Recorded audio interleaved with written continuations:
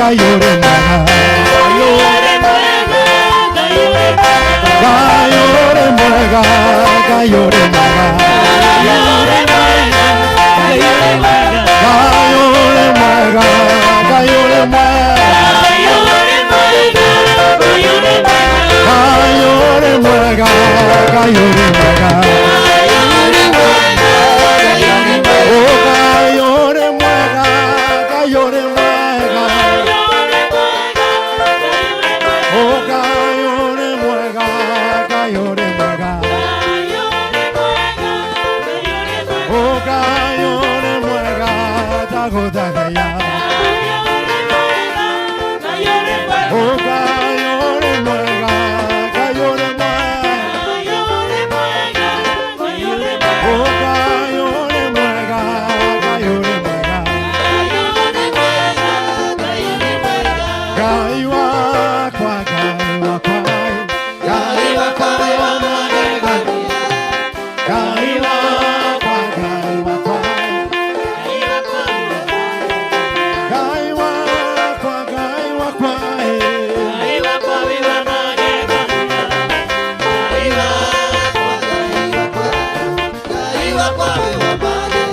we monene, we monene,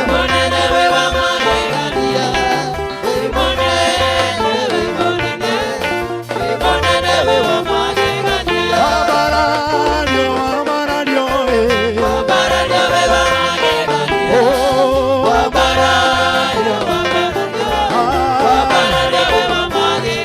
orogoso, orogoso,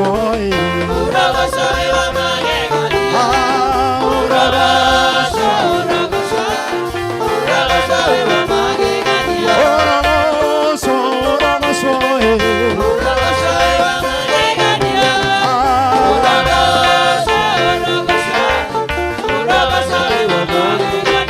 abaradio, abaradio, Jesus.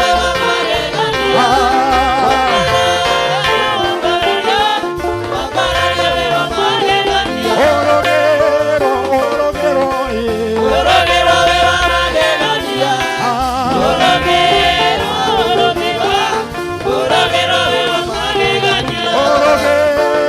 orogero,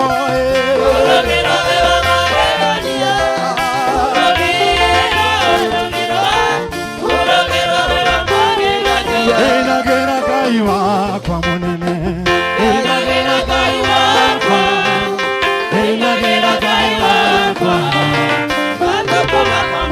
enagera kaiwa kwa monene, enagera kaiwa kwa, enagera kaiwa kwa,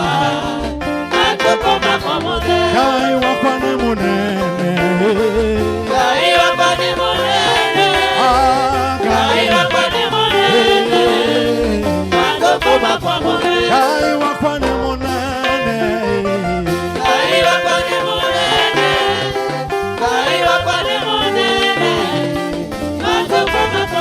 kaiwa kwa ne honagia, kaiwa kwa ne honagia,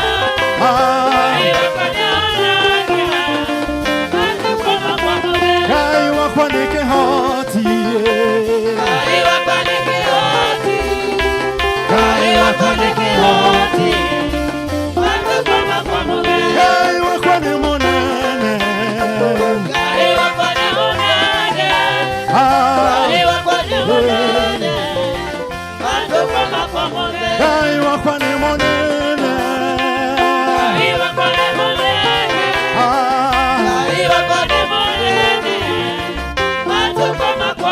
hallelujah, hallelujah,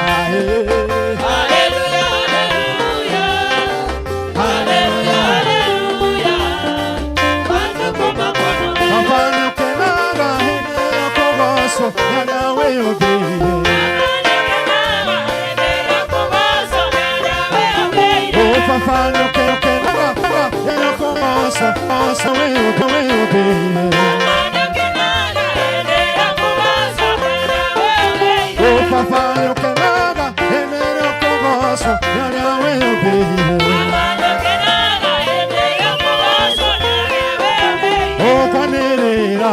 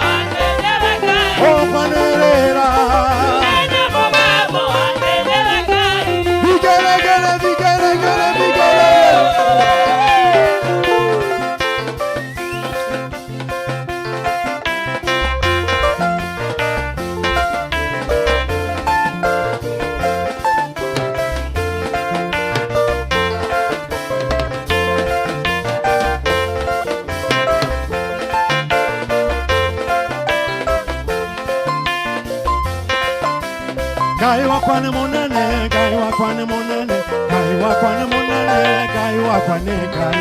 Gai wakwane monene, gai wakwane monene, gai wakwane monene, gai wakwane gai. Hallelujah. Amen. Hallelujah. Bwana asifiwe. Amen. Bwana Yesu asifiwe. Bwana Yesu asifiwe. Hebu confirm rafiki yako. Leo charity imetoka. Mungu akubariki bado. Lakini naona kuna dalili. Ninakwatie ngai wakwa, ninakwatie tata. Ninakwatie ngai wakwa, ninakwatie tata. Oh, ninakwatie ngai wakwa, ninakwatie tata. Ninakwatie ngai wakwa, ninakwatie tata. Oh, ninakwatie musumbe, ninakwatie tata. Ninakwatie ngai wakwa, ninakwatie tata. Oh, ninakwatie ngai wakwa, ninakwatie tata. Ninakwatie ngai wakwa, ninakwatie tata. Oh, ninakwatie ngai wakwa, ninakwatie tata. Ninakwatie ngai wakwa, ninakwatie tata. Oh, ninakwatie ngai wakwa, ninakwatie tata. Ninakwatie ngai wakwa, ninakwatie tata. Oh, ninakwatie ngai wakwa, ninakwatie tata.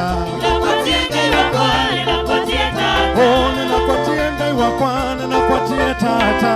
Ninakwatie ngai wakwa, ninakwatie tata. Oh, tata tata. Oh, tata tata. Oh, tata tata. Oh, tata tata. Oh, daddy daddy. Oh, daddy daddy. Oh, tata tata. Tata tata. Tata tata. Tata tata. Daddy daddy. Daddy daddy.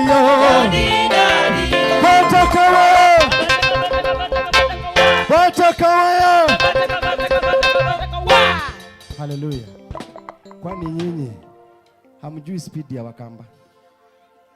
Hamuelewi kabisa speed ya Wakamba? Solo gita sikusikii. Keyboard haifai kucheza solo. Solo inafaa kuchezwa na gita, sio keyboard. Bwana Yesu asifiwe. Solo ya keyboard acha kabisa. Solo gita iko hapo ichezwe hiyo. Bwana Yesu asifiwe. Ta ta ta ta. Ta ta ta ta. Ta ta ta ta.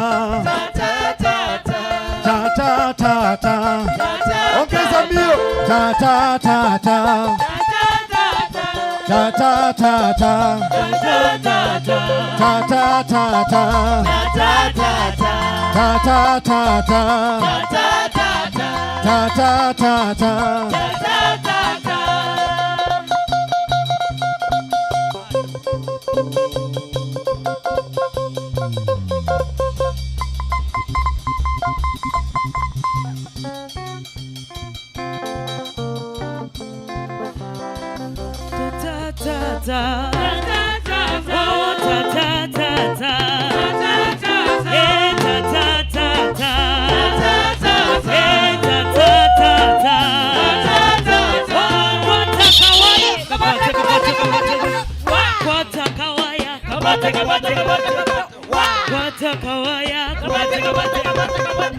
Shangwe na vigelegele kwa Yesu.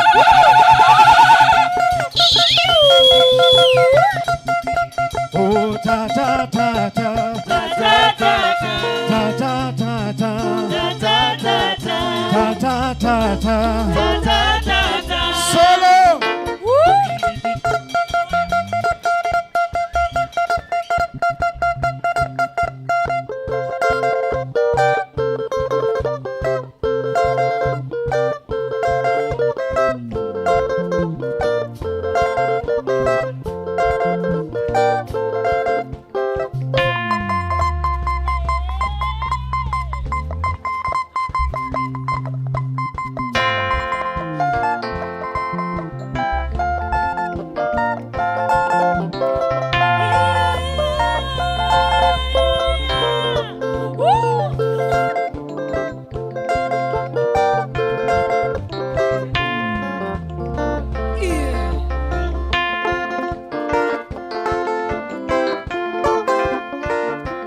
Hallelujah.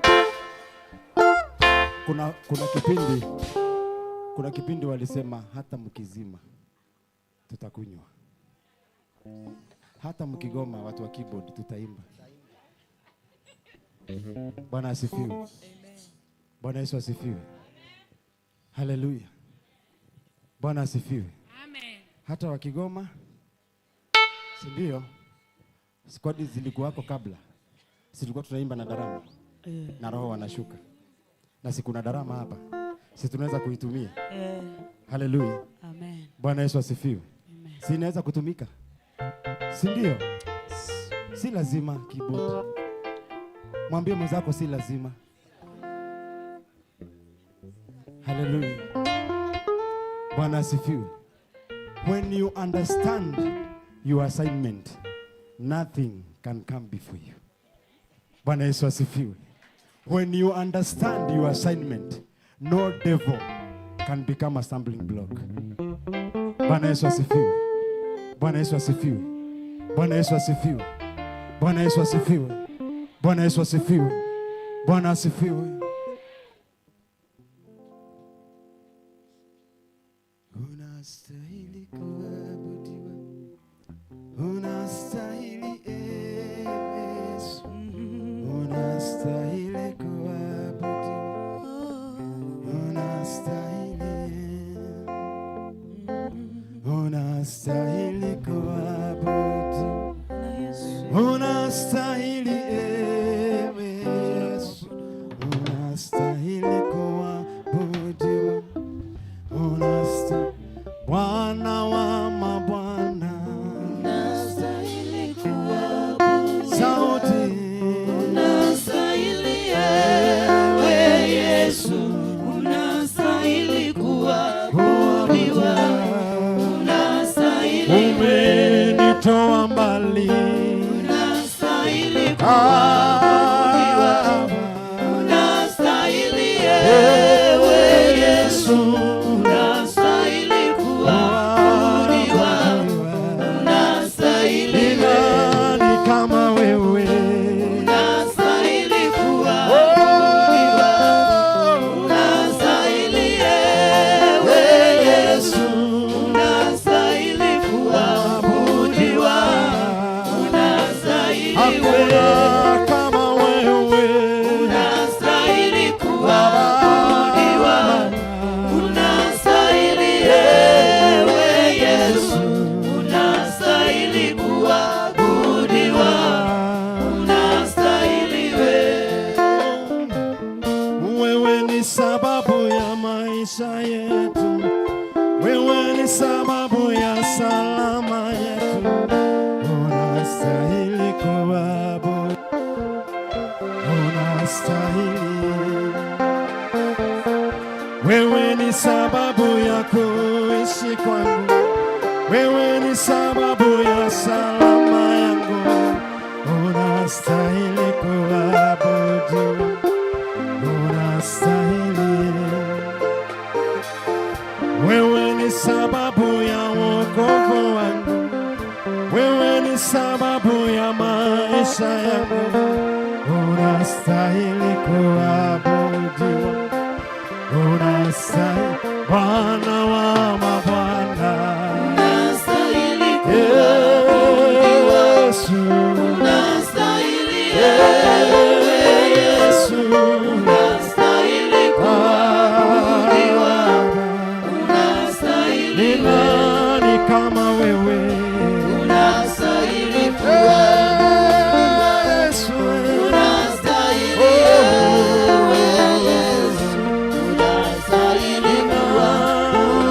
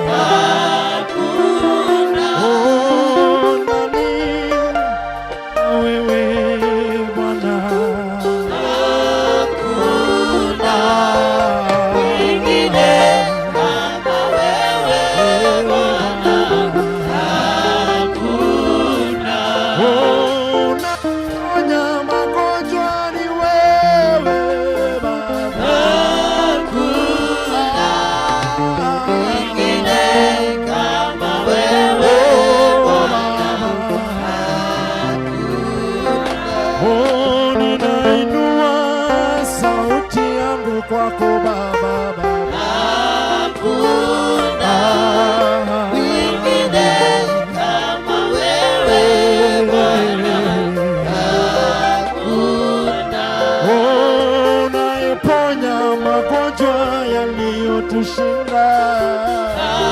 Hakuna mwingine kama wewe Bwana, hakuna. Nasema nani kama wewe Bwana? Hakuna mwingine kama wewe Bwana, hakuna. Oh, nani kama wewe Bwana? Hakuna mwingine kama wewe Bwana, hakuna. Oh, nani kama wewe Bwana? Mwingine kama wewe Bwana, Oh, nani kama wewe Bwana? mwingine kama wewe Hakuna kama wewe Bwana, wewe unastahili, wewe unastahili Bwana, tunakuinua mchana wa leo. Hakuna Mungu mwingine kama wewe, unastahili Baba, unastahili Bwana, unastahili, unastahili, unastahili, unastahili, unastahili.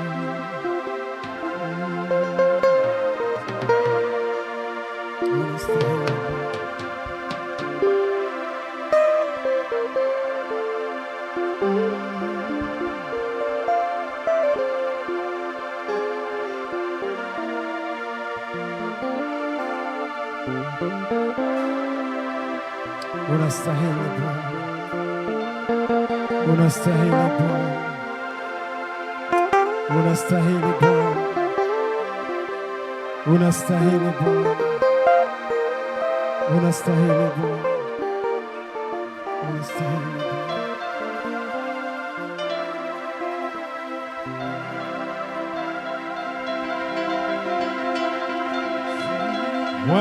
Wastahili Bwana, wastahili Bwana, wastahili Bwana, kupokea utukufu.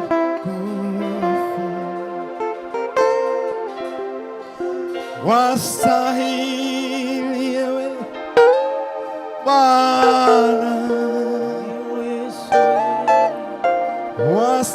wastahili ewe Bwana, wastahili Bwana,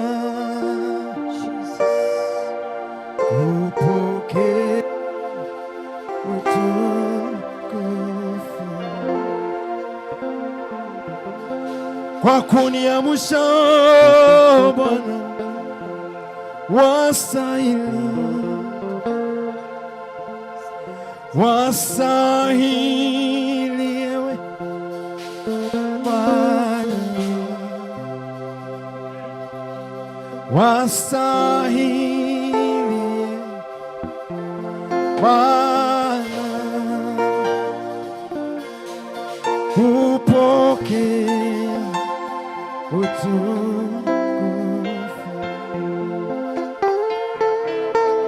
Hakuna kama wewe Bwana, nimekuona wewe Bwana, wastahili wewe Bwana, upo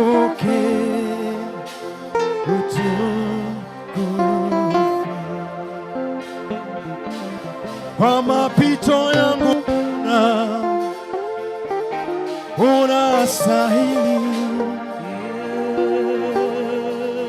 wastahili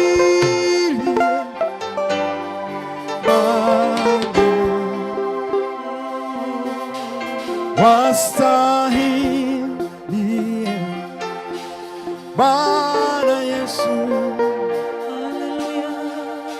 upokee Bwana, wastahili, wastahili Bwana,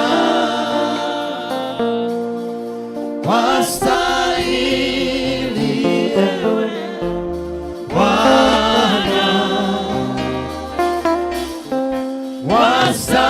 wastahili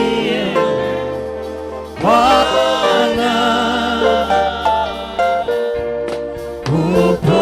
upokea utukufu. Baba, wastahili, wastahili Bwana, wastahili Bwana, wastahili Bwana, upokea utukufu.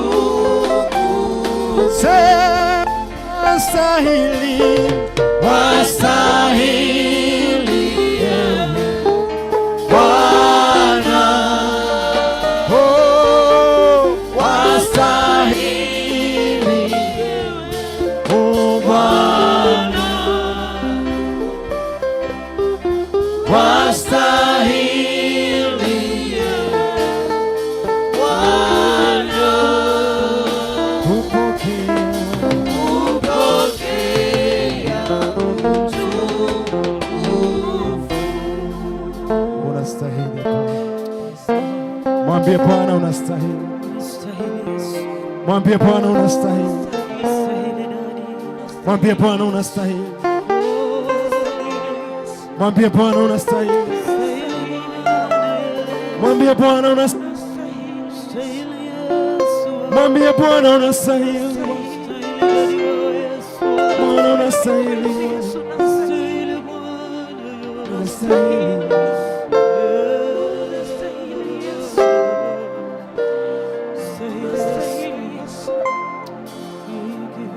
Amenena mwenyewe, haleluya,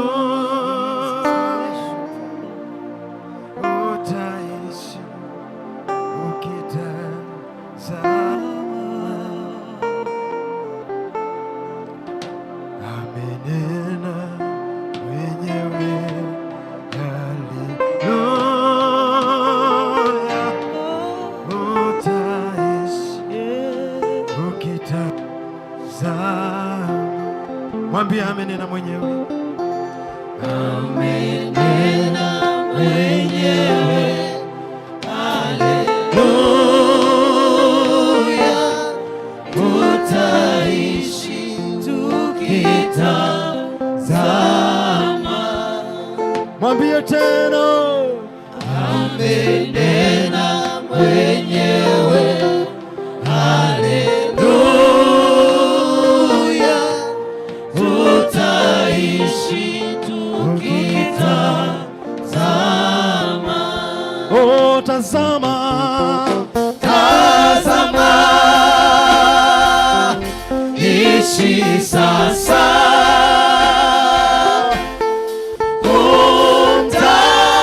kumtazama Yesu.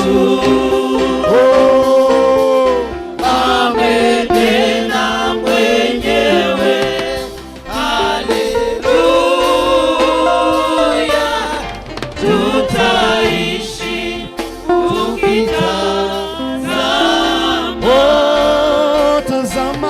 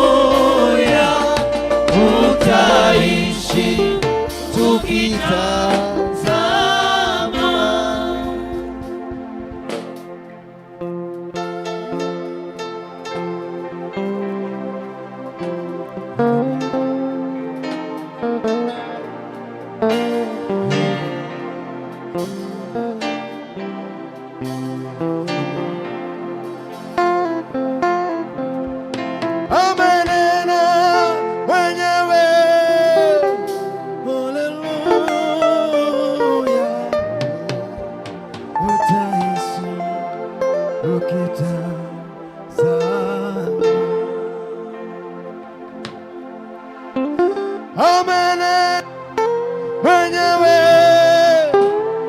utapona magonjwa yako. Usiogope, usiogope, usiogope. Amenena mwenyewe, mtazame ameinuliwa. Umtazame, umtazame, umtazame. Amenena mwenyewe, atakuondolea aibu. Umtazame, umtazame, umtazame. Amenena mwenyewe, atauponya moyo wako. Usiogope, usiogope, usiogope. Amenena mwenyewe, atawaponya watoto wako. Usiogope, usiogope, usiogope. Amenena mwenyewe, anaponya nyumba yako. Usiogope, usiogope, usiogope. Amenena mwenyewe, anapanguza machozi yako. Usilie tena, usilie tena, usilie tena. Amenena mwenyewe, analipa madeni yako. Usiogope, usiogope, usiogope. Amesema mwenyewe, tarejesha, tarejesha. Usiogope, usiogope, usiogope.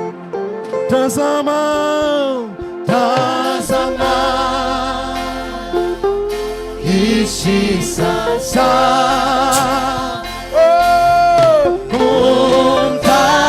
Kumtazama Yesu. Amenena, amenena mwenyewe. Haleluya, utaishi ukitazama. Oh, tazama, tazama, ishi sasa.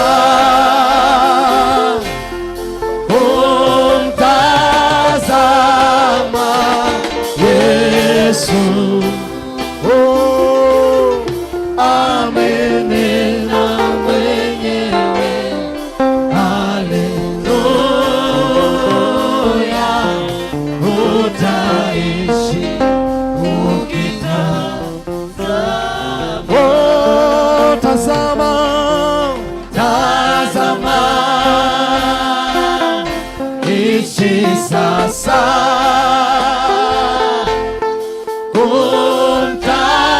Kumtazama Yesu. Amenena mwenyewe. Baba, katika jina la Yesu Kristo, ninawabariki watoto hawa, wakuwe watu ambao wamekingika kwenye damu ya Yesu Kristo. Uwabariki, wakaweze kufaulu katika malengo yao, wakaweze kupata neema katika malengo yao. Baba, wapatie kibali. Hawa ndio viongozi wa kesho, hawa ndio wamwagiliwa wa mafuta ambao watakuwa hapa kesho. Naomba wakapate kibali na neema katika ulimwengu huu, na mateso aina yote ambayo yanatokana na dunia yasije yakawafuata. In the name of Jesus we pray. Somebody say amen. Thank you. Wapigieni makofi wanapoenda. Thank you very much. Thank you. You may be seated. You may be seated. Wale ambao wanaongoza watoto, kazi yenu ni nzuri. Wapigieni makofi. God bless you. Yes. Lazima tuende tukiimarisha kila sekta ya worship, kila sekta ukienda kwa worship, kwa watoto, wa baba, wa mama. Na wazee nimeona mmerudi. Nasikia mlikuwa na vita mingi na vitina mingi, sijui ni nani aliwakosea. Najua kuna wakarabati wengi ambao wanajaribu kuwakarabati, kuambia venye mtakaa, venye mtaenda. Wewe nilisikia ulikuwa na fujo mingi sana na ukasema haukuji, sijui ni nini. Leketo tugate Ngai. Nanyita? Leketo tugate Ngai. Wethe na kana gutari. Ketwambe tumathe Ngai. Gya kuria na gya kunyua ri ni matigari mautungata. Niguo muthe? Tutungate Ngai. Kiu nikio kindu kibatati uri muoyo kuria arata aku aingi uthikite. Kana tiguo? Na wewe muoyo ni rahuhia, ni uraria, ni rona gya kuria. Ukona gwe kanitha iroko geto uko gaihuruka haha ukahunjerio. Nanyita? Nijue ni mukorogagwo. Ni mukorogagwo na mukaheo ndeto nyingi muno na mukerwo guku niko kwega, guku niko kwega. Guku ndiagwitire ni undu wa kiria mukuaga. Guku ndamwitire nigetha muone ha kumathira Ngai.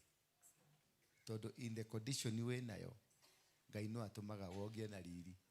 No atumaga wogie na indo. No atumite ukorwo na muoyo. That condition ni better than even what you get from here. Nanyita? Aya igere ni wakorogaji, aya mamutongoragia. Taru nejo meguthiru kumwira ni muone ura mweriru ni wakorogaji. Niwe mekumwira tuthi kuna tuthie kuna kuthie. Nanyita? Matha Ngai, first of all, before anything, look for God. Todo huyu Mungu mwenye amekupatia uwezo, uko hai na unatembea. Hata kama hauna mguu mzuri, hata kama hauna mkono mzuri, hata kama hauna macho mzuri, lakini bado uko hai. Maana kuna watu walikuwa na miguu mizuri, walikuwa na mikono mizuri, lakini washakufa. Huyo Mungu mwenye amekuweka hai, mtafute tu. Mtafute na bidii yako na mali yako. Sio lazima upate ati kafea kakikwisha ukose kukuja. Tafuta huyo Mungu. Ana kitu kizuri amekupangia. Huyu Mungu ametupangia mambo mazuri. Tumesikia? Au usijali. Tunaweza leo tunakosa, kesho tuko nayo. Tafuta nani? Mungu. Maana ndiye amekupatia uhai. Na huyu Mungu akikupatia uhai, amekupatia uhai kwa sababu anakupenda. Kwa sababu kazi yako haijaisha. Na labda hapa ndio utakutana na malaika wako. Na ndio kama alikuleta hapa, ndio ukutana na nani? Na malaika wako. Lakini kuna mtu anatafutaga tu pesa kupitia kwako. Si unajua hivyo? Na inakuwa hivyo ndio, hiyo ndio life. Na yote haya yanafanyika na Mungu anaendelea kutubariki na anaendelea kutusaidia. Nimeshukuru sana kuwaona tena. Nilikuwa nimesikia vibaya kuwapoteza. Nilikuwa nimesikia vibaya sana. Maana mimi ndio nilisema nitakuwa nikitumia pesa yangu ya mfuko nalipa fare yako. Si ati hauna fare.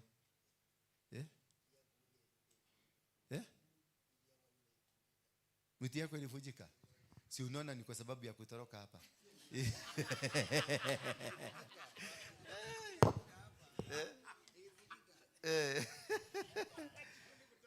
Akajito na kutembea.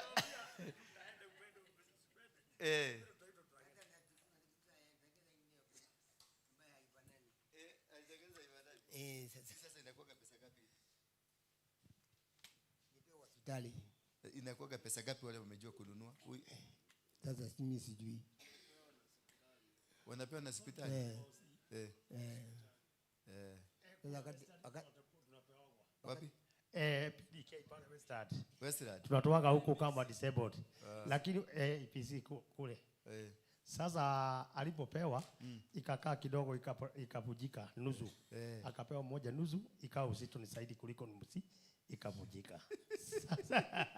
Sasa hii ni mzito, hii ni mzito. Sasa hii ni kama chuma mzito.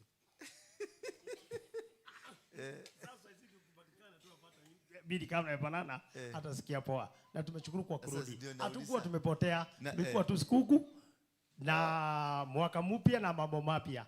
Tafuta ufalme wa mbinguni kwanza na yote itakufuata baadaye. Asante sana. Thank you. Thank you.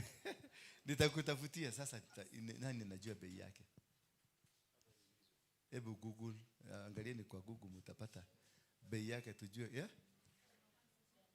Ha.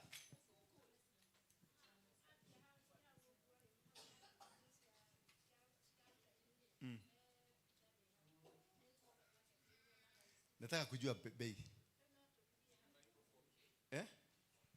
Around 4,000. Confirm nipatiane hiyo pesa sahi. Asanteni. God bless you. Tuingie kwenye kitabu cha Samueli wa kwanza. Aya ni ya 30. Chapter 30. First Samuel chapter is 30th.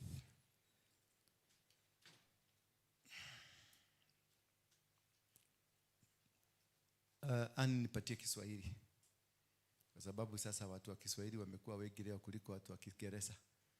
Watu wataanza kunitukana hapa bure. Bwana asifiwe sana. Mothe ni agocwo. Igoro rirauga atia? Igoro rirauga atia?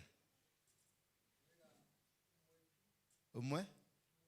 Niria kiki? Umwe ki?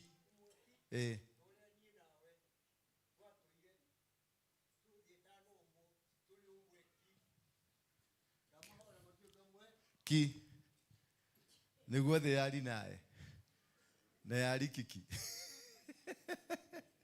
Tumepata boss. First Samuel ambia ya Kiswahili.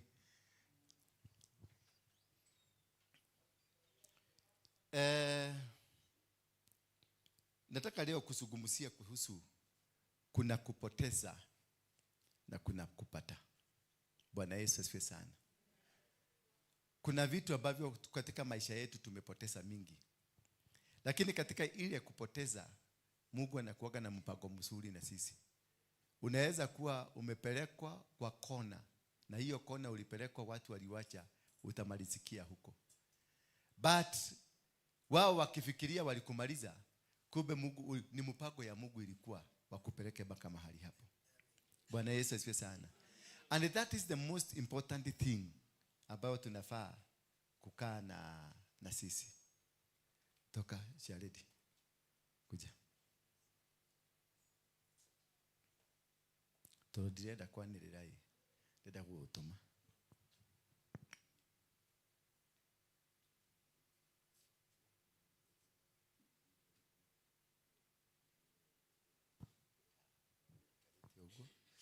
Kahigurira duka yothe.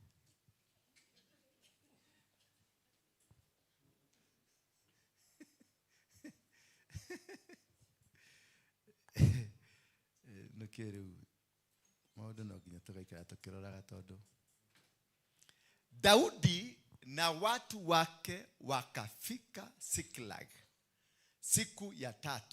Basi Waameleki walikuwa wamevamia Negebu na Siklag. Wakawa wameshambulia mji wa Siklag na kuteketeza kwa moto. Sema kuteketeza kwa moto. Bwana Yesu asifiwe sana. Sema kuteketeza kwa moto. Yaani watu wale Wameleku walikuwa wamevamia mji wa Siklag. Huu mji wa Siklag ndio kina Daudi walikuwa wametoka. Haleluya. Ndio akina Daudi walikuwa wamefanya nini? Wametoka. Na walitoka huko wakaenda kupigana vita. Wakapigana na Wafilisti na wakashinda Wafilisti. Yaani vita vilipiganwa kutoka asubuhi, wiki mzima, mwezi mzima, wakapigana vita. Daudi na jeshi yake wakashinda, wakafaulu, wakaangamiza Wameleku, wakapigana na Wamoabi, wakapigana na Wahiti, wakawaangamiza, wakawateketeza, wakawaharibu na wakavunja ngome zao zote.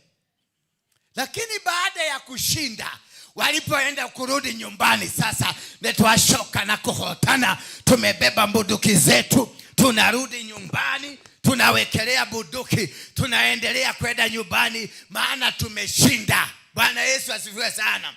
Watu wanashindanga vita na tunafaulu kwenye vita, lakini kuna kitu kingine kinajitokelezaga baada ya vita.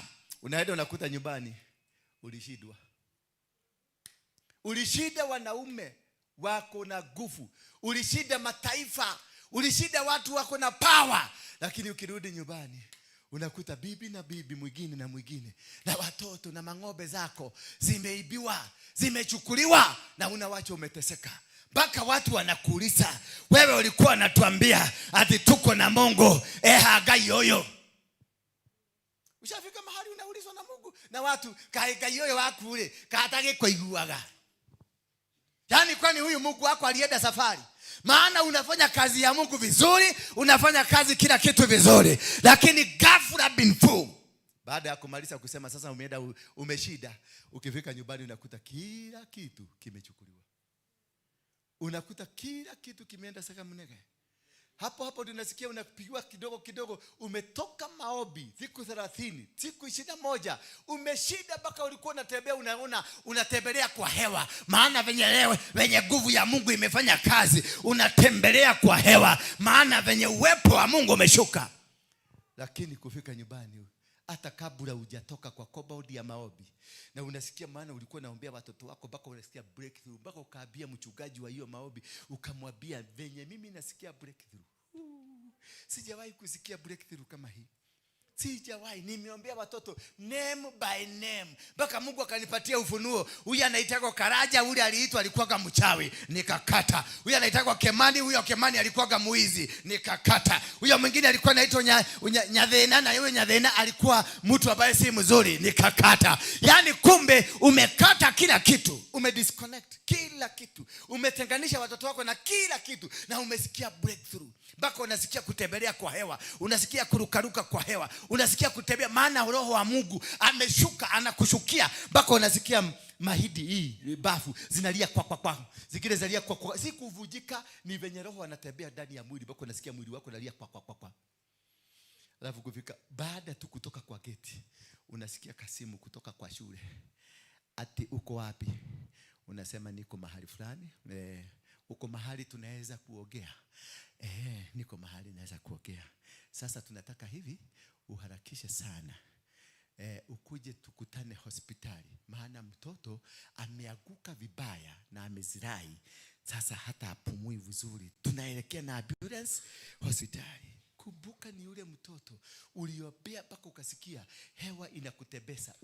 Uwepo wa Mungu unakutebesa, unatembelea juu, unatembelea kwenye aga, because of the breakthrough ambayo ulipata. Kuenda kusikia, unasikia mtoto anapelekwa hospitali. Unajaribu kuita Mungu ambaye uliita jana, ulikuwa na breakthrough, inakosa kutoka. Mpaka mdomo unaona unafanya. Ukiwa ndani ya gari ya matatu unaona watu wanakuuliza nini mama? Maana unasikia tu usikii chochote, mpaka unaambia makaga endesha gari haraka, na si makaga anaendesha gari, ni dereva. Maana unasikia, yani unashindwa, kai what igethio baba daikara thiko 21 ngekuhoya, nimekuomba siku 21, sijafura, sijakunywa, nimekaa siku 21, alafu maneno kama hii, no way, wezi weka hiyo na wewe ndio right, wewe unaweka hapana haiwezekani.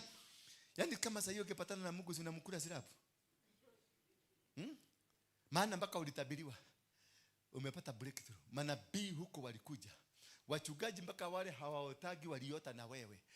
Wanabii walitumwa purposely kukuambia Mungu amesikia kilio chako, Mungu amesikia your breakthrough, Mungu amesikia wewe. Yani mpaka ukitoka huko venye watu wamekuzungumzia, unaona kweli God has heard my prayers. Bwana Yesu asifiwe sana. Only to be called kwa bio kibia sana, maana mtoto amepelekwa hospitalini. Kuna siku tukiwa kule City Stadium, tulikuwa tumeomba, tulikuwa tumefunga for 7 days dry fast. 7 days. Una imagine 7 days nini baba? 7 days dry fast. Tunaomba, tulikuwa tumejifungia hiyo kanyumba, tunaomba, tulikuwa watu 7 tukiomba. Siku ya kumaliza kuomba, siku ya Sade, maana ndio tulikuwa tunafungua, nikapigiwa simu kutoka St. Hannah's School. Nikaambiwa, are you Baba Dan? Nikasema yes. Okay. tunataka kupeleka mtoto hospitali. Ameanguka lakini hakuanguka vizuri, na tunataka kumpeleka. Sasa tunataka utuambie ni hospitali gani ungetaka apelekwe. Nikamwambia, where are you now? Wakaniambia tuko hapa St. Hannah's. Nikamuuliza, according to you, akili yako inakuonyesha ni hospitali gani iko karibu? Tumia ile akili uko nayo uniambie direction ile mumeenda, tutakutana. Kwa sababu venye nilisikia wakiongea, walikuwa wananiambia mtoto amekufa, lakini hawataki kuniambia amekufa. Wanataka tukutanie huko nipigwe na reality. Mimi nikawaambia, tumia akili yako uende ile direction utaenda, unipigie simu uniambie tunaelekea direction gani. Ile akili huyo jamaa alitumia na ikamuonyesha, ilimwambia twende Melishedeki. Melishedeki iko hapa Kawangware. Mimi nikachomoka hapa kwenda, nilienda nikakaa kwa gari nikigoja wafike. Maana nilichomoka kama risasi hapa nikienda. Kwenda kufika huko nikakuta kadani kagu kaliruka, walikuwa wanacheza football. Akakoko hapa, akaaguka, akakufa. Kitu ikaenda huko ndani. Sasa wakimuleta huko amekufa. Bwana Yesu asifiwe sana. Sasa wakati nilifika, wao wote dereva na basi ile limulete walichomoka bio wakaniondokea, wakaacha. Kwa sababu hata mimi wakati nilifika huko nilifika na fujo baya sana. Waliponiondokea nikaenda mpaka kwa ndani, nikakuta sasa ni higo arahorera, anataburukia kogoro vizuri, na ingine nikaona ameanza kunyoza. Nikamuita Dan!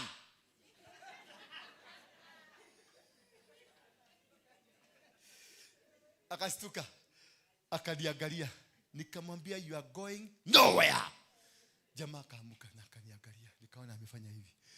Akakuja madaktari, wakakuja wakasema, takuete ni mwegoyo. Madaktari walikuwa shaondokea. Mwalimu walikuwa shaondokea. Mwalimu wa shule na daktari wa shule alikuwa shaondokea. Lakini kuna kitu kimoja nilifanya. Nilitoa sauti. Nikamuitiza, maana alikuwa ameenda. Akasikia akiwa huko, akasikia baba amekuja akarudi. Kuna vitu vingine lazima utumie nguvu. Kuna vitu vingine lazima uweke sauti ya mbinguni. Kuna vitu vingine lazima uviitishe. Kwego masigodho kagero, na kwego maikomagwo, na kwego maizeragerio na meheho. Kuna goma mara 3. Ngoma mara ngapi? Kuna goma na miabieka we, katika jina la Yesu na kuamuru uondoke. Katika jina la Yesu. Na zinaenda, na zinasikia. Na kuna zingine nasikia, katika jina la Yesu I command you out. Na zinatoka. Na kuna zingine zinahitaji nini? Kuanura modo kwegoma cia kuhura nigetha ciume.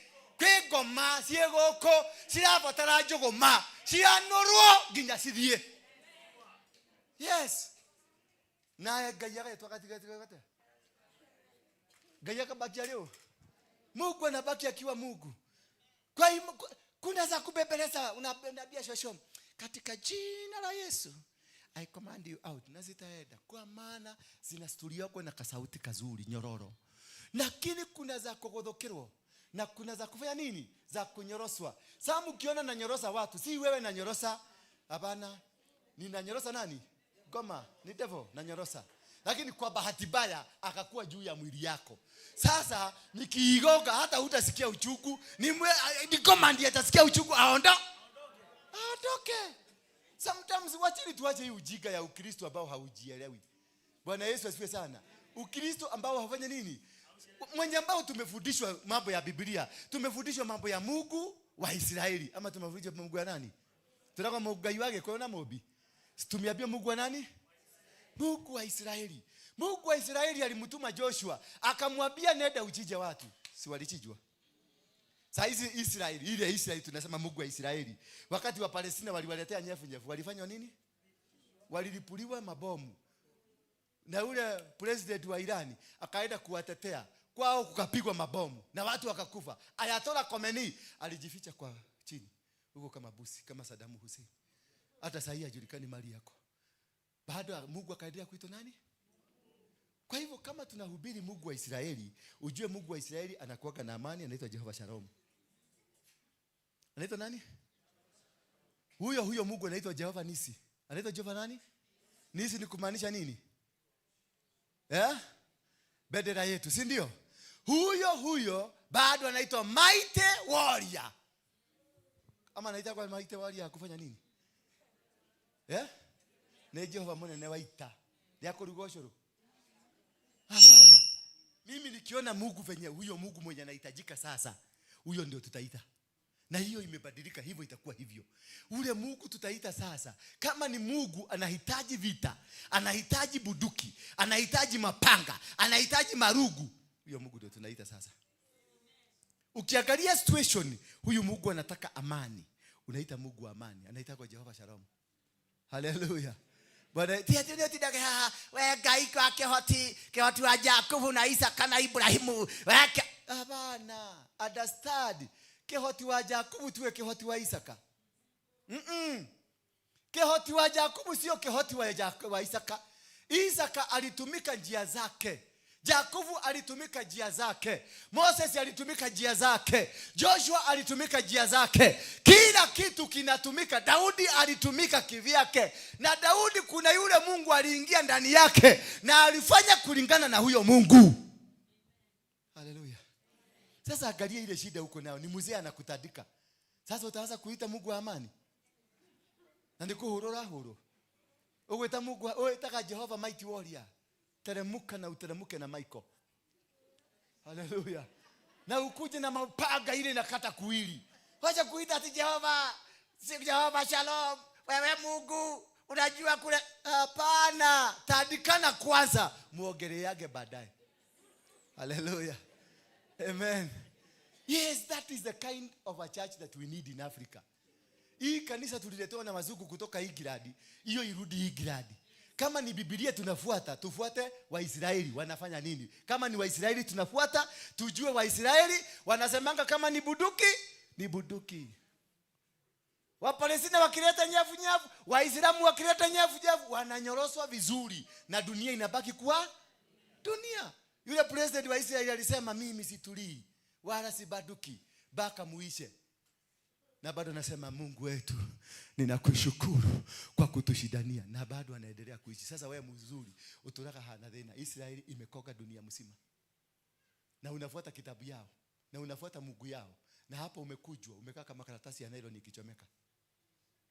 Basi tu tusikie basi tu. Huyu ni Daudi ametoka vita. Sasa nataka nikuelezee kitu. Kuna kitu nataka unielewe. Huyu ni Daudi ametoka vita, ameshinda. Na hizi vita aliambia Waisraeli, tunaenda kupigania Mungu wetu, na wakaenda wakashinda. Verse 2.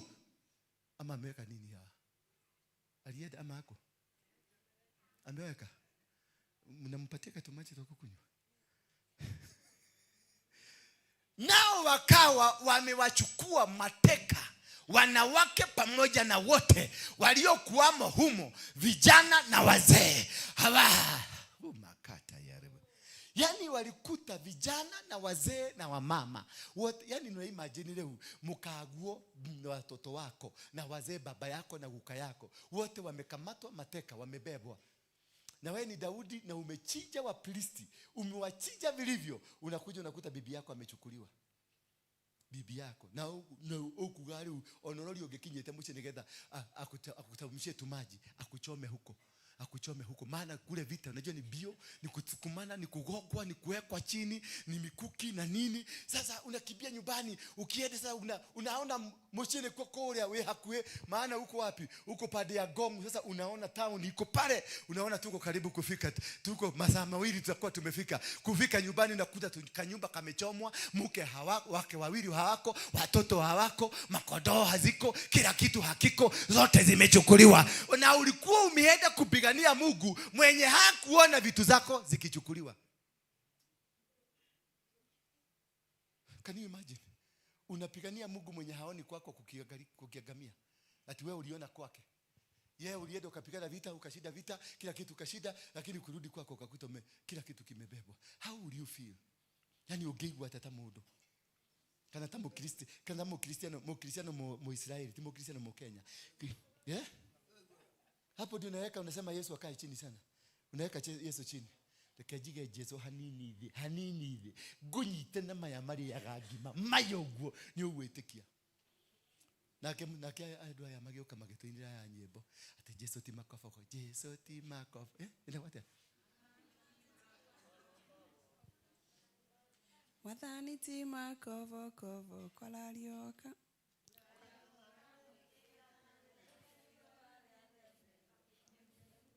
Leo todo niko kialile mabibi wamechukuliwa na bado Yesu alikwambia ukipatiwa ukigogo hapa patiana hata hapa ubebwe na hauna bibi nyingine ya kupatiana.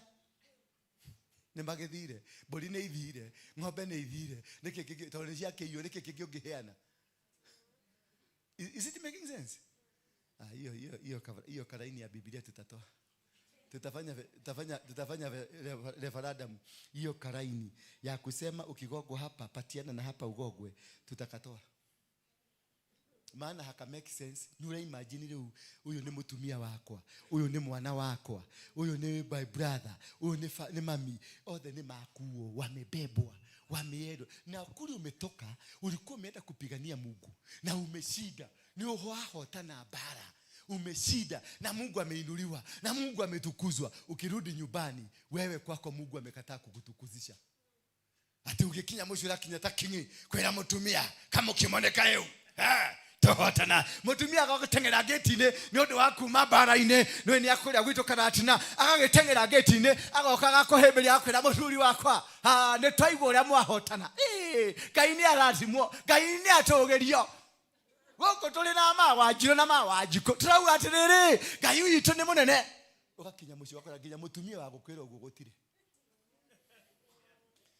nginya ngui ya gukugire geciria ni stranger ni muici gutire ni yakuirwo nginya kanyau karia goka guhituka goka miau miau gutire ni cikuirwo ciothe na ate uma uhotani-ini umetoka kupigania kwa sababu ya Mungu. Huyo Mungu amekuacha, huyo Mungu ameachana na wewe. Wakati ulihitaji Mungu akakuacha, lakini wakati wewe Mungu alikuhitaji ulikuwa. Umeikujikuta kwa situation kama hiyo? Wakati Mungu wewe ulihitaji Mungu hakukuja, lakini wakati Mungu alikuhitaji ukapigane alikuwepo. Wewe ulipatikana na ukaenda na mwili na silaha na ukasema Mungu wetu ni mkubwa, Mungu wetu ni jemadari, na ukaenda na ukapigana vita na ukashinda na Mungu wako akatukuzwa. Kutoka kule wanasema Ngai wadu asio ni munene. Mungu wa hawa watu ni mkubwa. Mungu wa hawa watu wezi. Unakumbuka wakati walienda wakasikia ni nani? Ni wa Moabi. Waliposikia wana wa Israeli wanakuja, wakabidi wakibie, wafanye mkataba. Maana waliambiwa hawa watu hawapiganagwi na wao. Sasa hawa watu ndio walienda wakanyaganywa bibi. Mzee akarudi akakuja. Sasa anaambia wale Wayahudi ya kwamba wakaulizwa, sasa ule Mungu ambaye ulikuwa unatuambia ako wapi?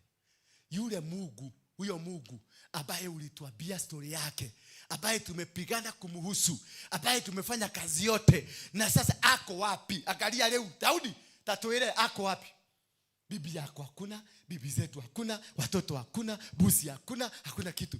Wakamwambia tu, wewe mzee, waacha kujililisha. Maana Daudi alianza kulia.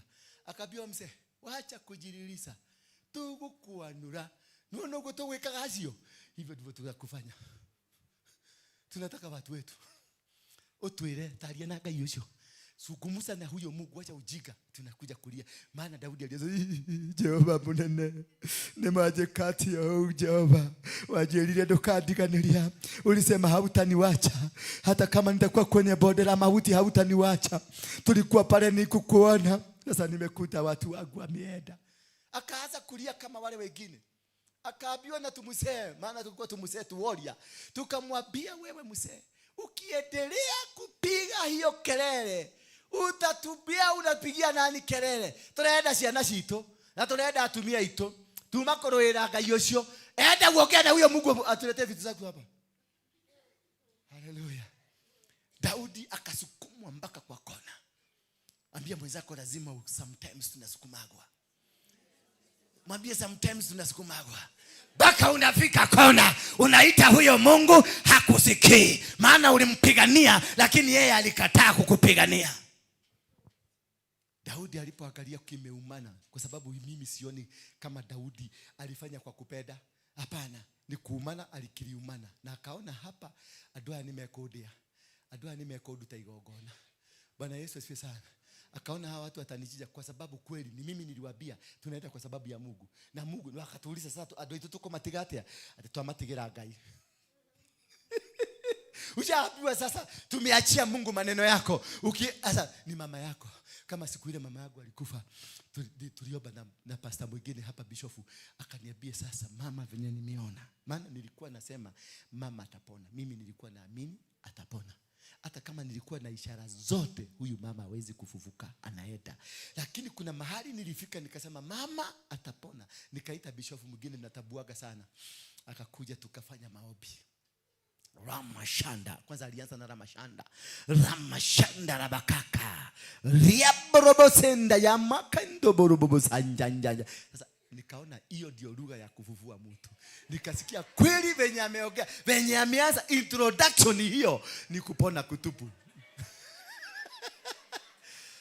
Nikaona amegodhoka. Nikaona sasa amegodhoka. Rika machanda. Bakara. Nikakumbuka venye niligodhokera ndani wangu akavuvuka. Nikaona kumbe formula ndio hii. Mama atapona. Wah! Tukaomba tukaacha mama, nikaacha amenyorosha mkono hivi mzuri. Akaniambia si unaona hata mkono imeanza kunyoroka vizuri. Nikaona mama ameutaburukia kogoro vizuri, nikaona mama amekuwa. Na akafungua kamacho, akanichugulia, akafunga kamacho. Sasa mimi nikajua mtumia ni ahona. Nikaambia bishofu twende tukale kanyama, mama ni ahona huyo. Tukaenda, kumbe huyu mama ni mjaja. Venye tulimpigia makelele, alijua adua yale matikonega ni rege. Akafanya tuondoke, tukaenda kukula kanyama, tukateremka, tukaenda mpaka Rameti na huko Girigiri. Tukaenda kukula kanyama mahali kuna mahali tunaenda kukula kanyama, tukipumzika hivi. Msiniulize tunafanyaga nini hiyo ingine. Tukipumzika hivi kama wazee, tukehora liyogo tadhuri. Leo tukiwa hapo, sister yangu kaniambia, "Mam ni adhie. Kemoria noko, silly, stupid, takataka, adhieko." Ndio kuniambia story kama hivyo. Yaani nilisikia ni kama dunia ikapasuka. Naye pastor nikamwangalia nikashidwa. Ramashada ile waugale.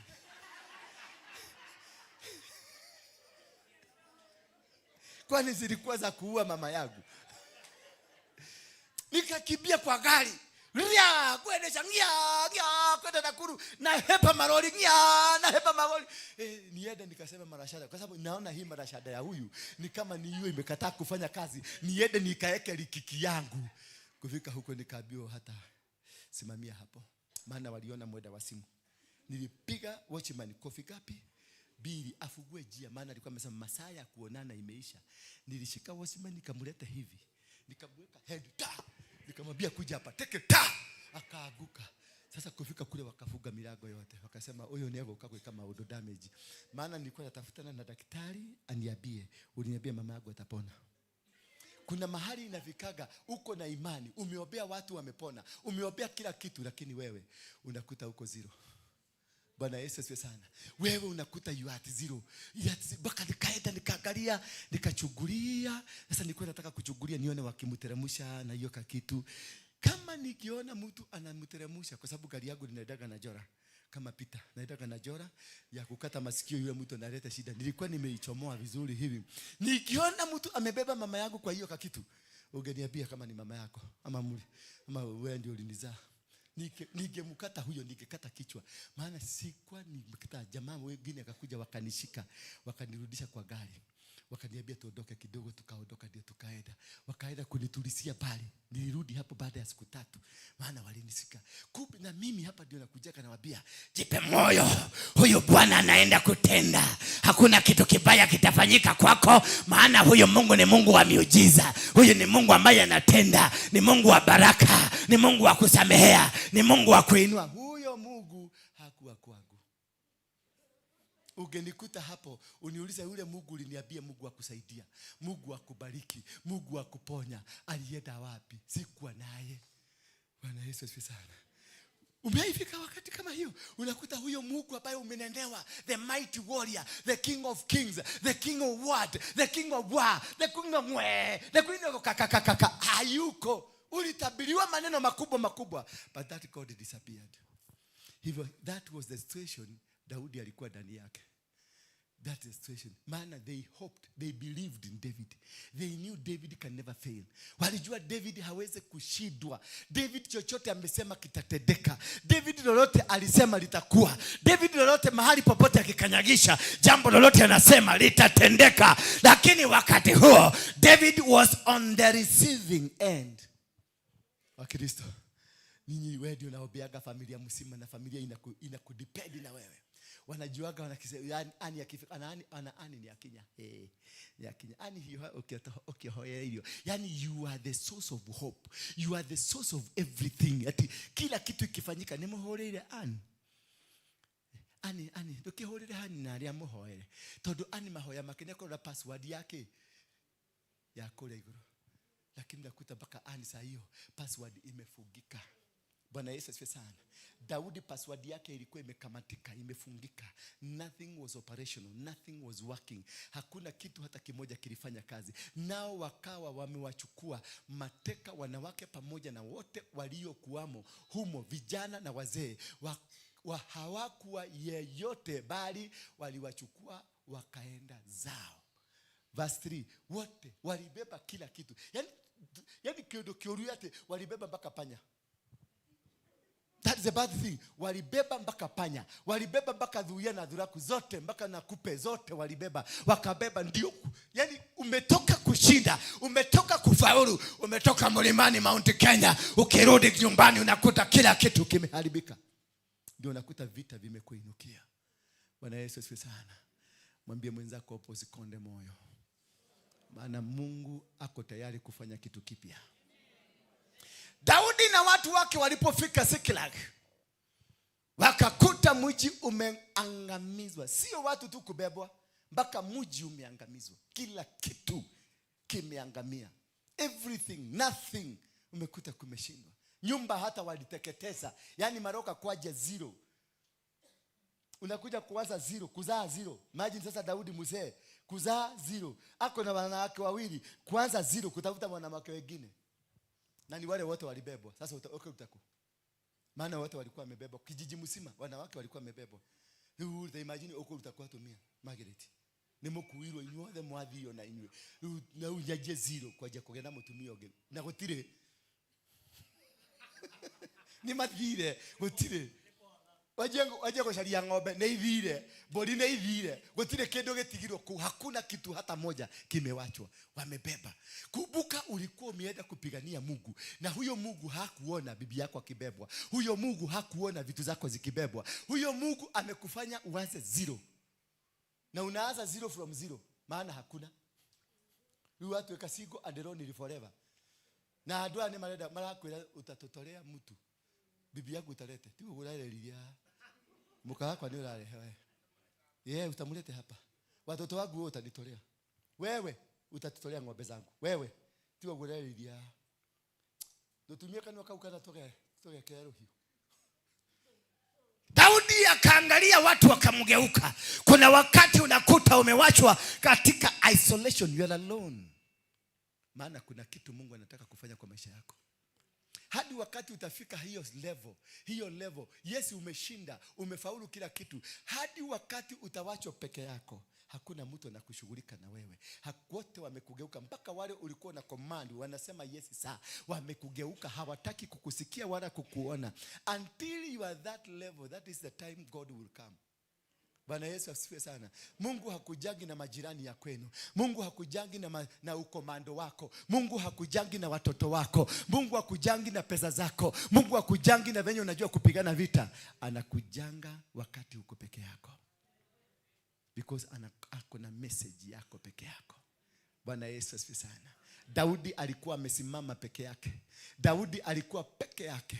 Nothing to go, nowhere to go, nothing to start. Hakuna mahali pa kuanzia na hakuna mahali pa kwenda. Maana mpaka wale wako na wao walikuwa tayari kumuua. They were not ready to listen to him.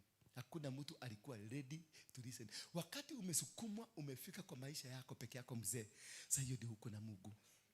Bwana Yesu asifiwe sana. Sasa hiyo ndio Mungu wako pamoja na wewe.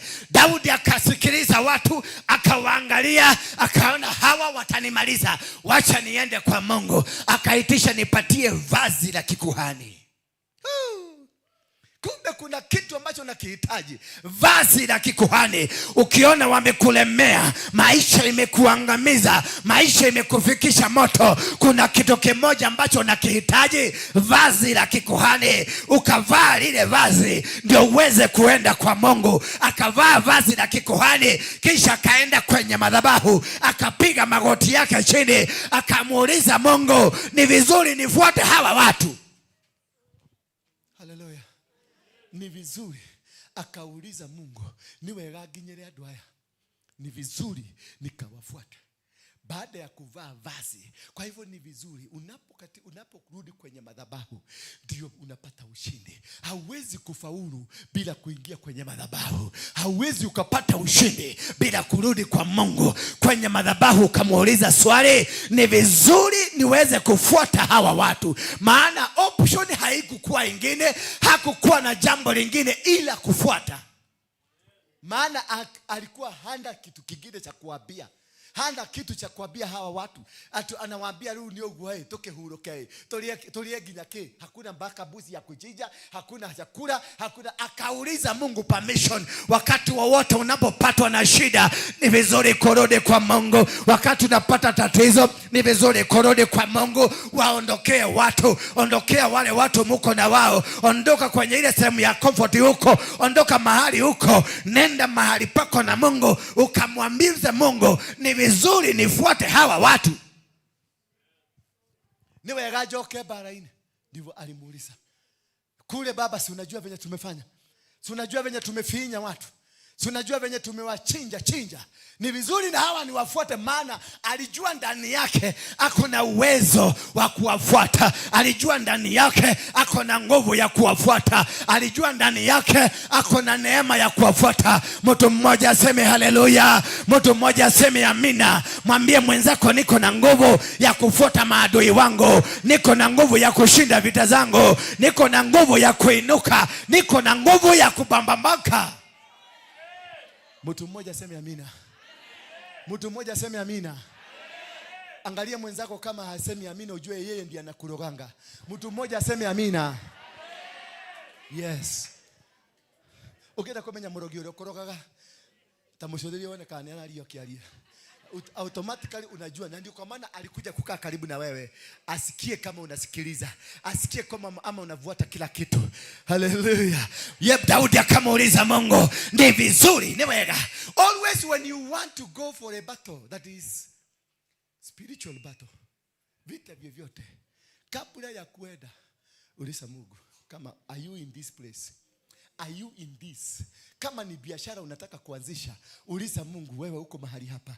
Kama ni kitu unataka kwenda kufanya, uliza Mungu kama uko mahali hapa. Lakini kabla ya kumuuliza Mungu, shika dhabihu yako, nenda kwenye madhabahu ukamuulize Mungu, uko mahali hapa? Akikwambia ndio, enda kama unavuga macho na upite kwa barabara katikati, maroli itakuondokea. Yes. Akikwambia niko mahali hapa, akikwambia utashinda, akikwambia utafaulu, fuga macho na utembee kama umefuga macho. Ikiwa ni barabara, kanyaga katikati, usiogope hata lori ikisema bo, na wewe niambie be, itakuondokea. Maana you are guarded, you are protected, you are supposed to win. Lazima utashinda vita, lazima utawangoa, lazima utawababa mababa. Maana it is no longer you. Umeomba permission kutoka kwa Mungu, umeomba neema ya Mungu, umeomba ruhusa kutoka kwa Mungu, naye Mungu amekwambia nenda, niko pamoja na wewe, nenda utafaulu. Kwa hivyo kwa vyovyote vile utafaulu, kwa vyovyote vile utafaulu. Hata ukalala njaa utafaulu, hata ukalala chini utafaulu, hata ukiruka ruka utafaulu, hata ukinganganga utafaulu.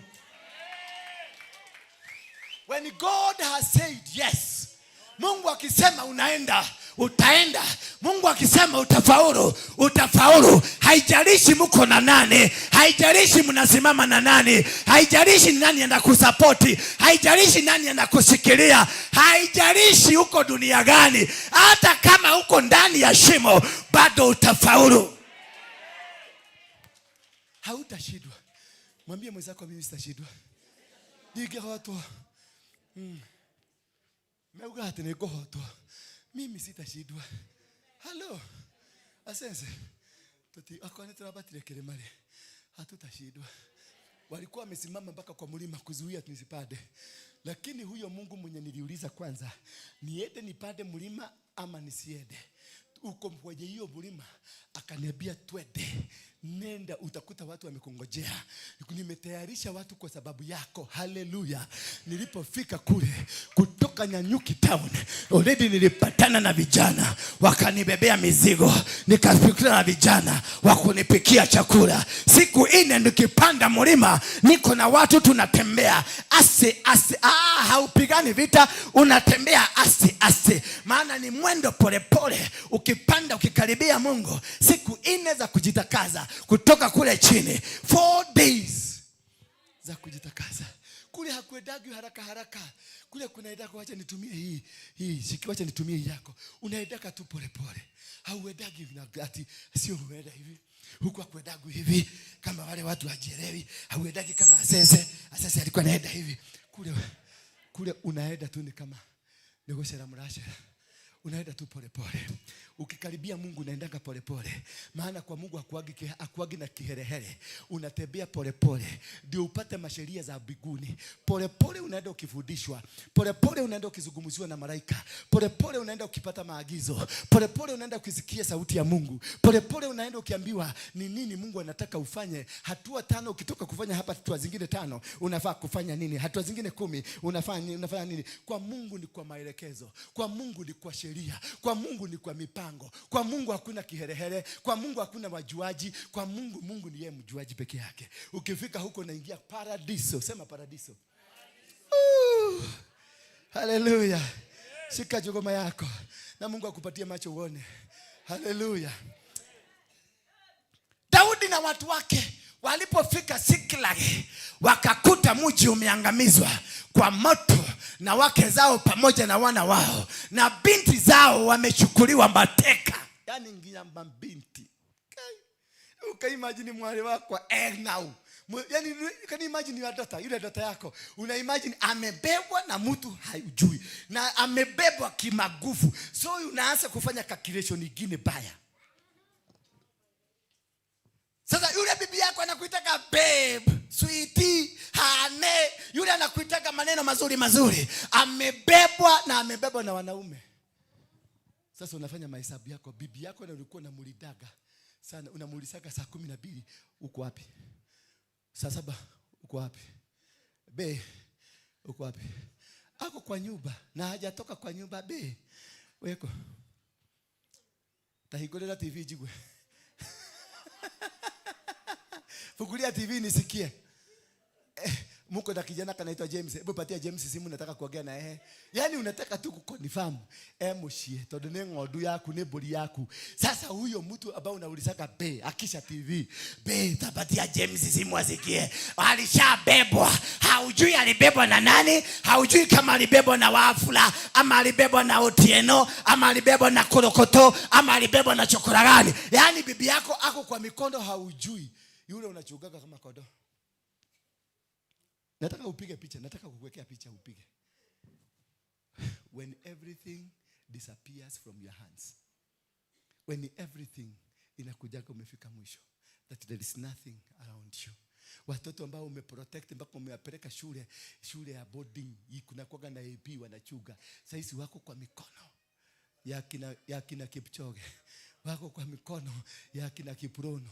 Wako kwa kina mikono ya kina Onyango na kina Ekuro Okoto. Ndio wako na wao. Hauwaelewi, huwajui. Watoto unachungaga kama mayai. Mke wako ambao unamchungaga kama mayai amebebwa wakati unapoteza kila kitu chako. And you discover that God has abandoned you. Bwana Yesu asifiwe sana.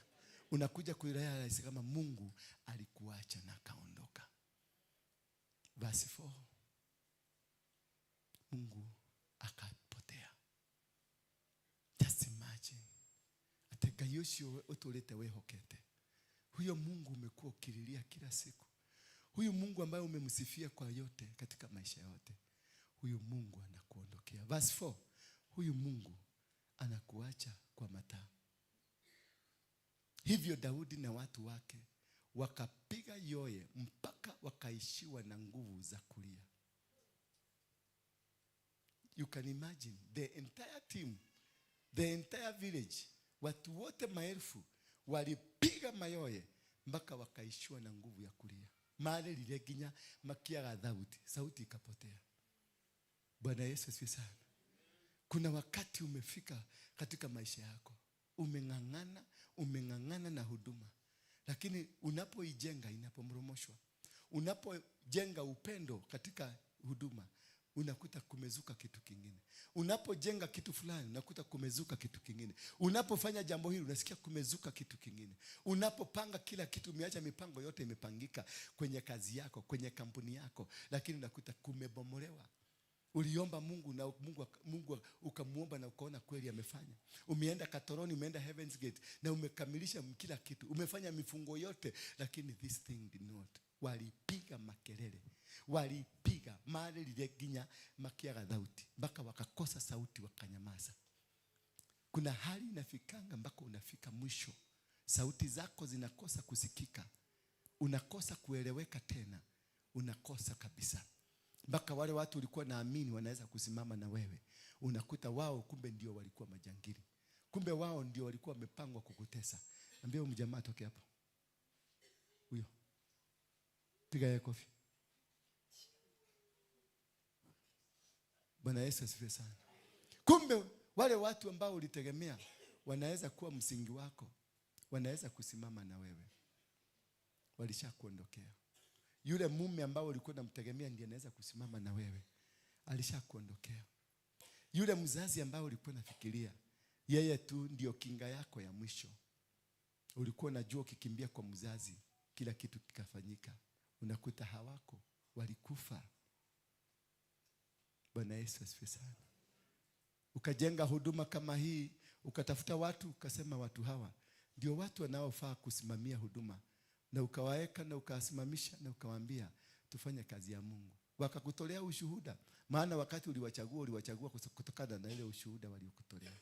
Na ukaona kweli ni watu wameokoka, na ukaona ni watu ambao wanaweza kusimama na wewe, kukushikilia, kukupatia maagizo na maelekezo.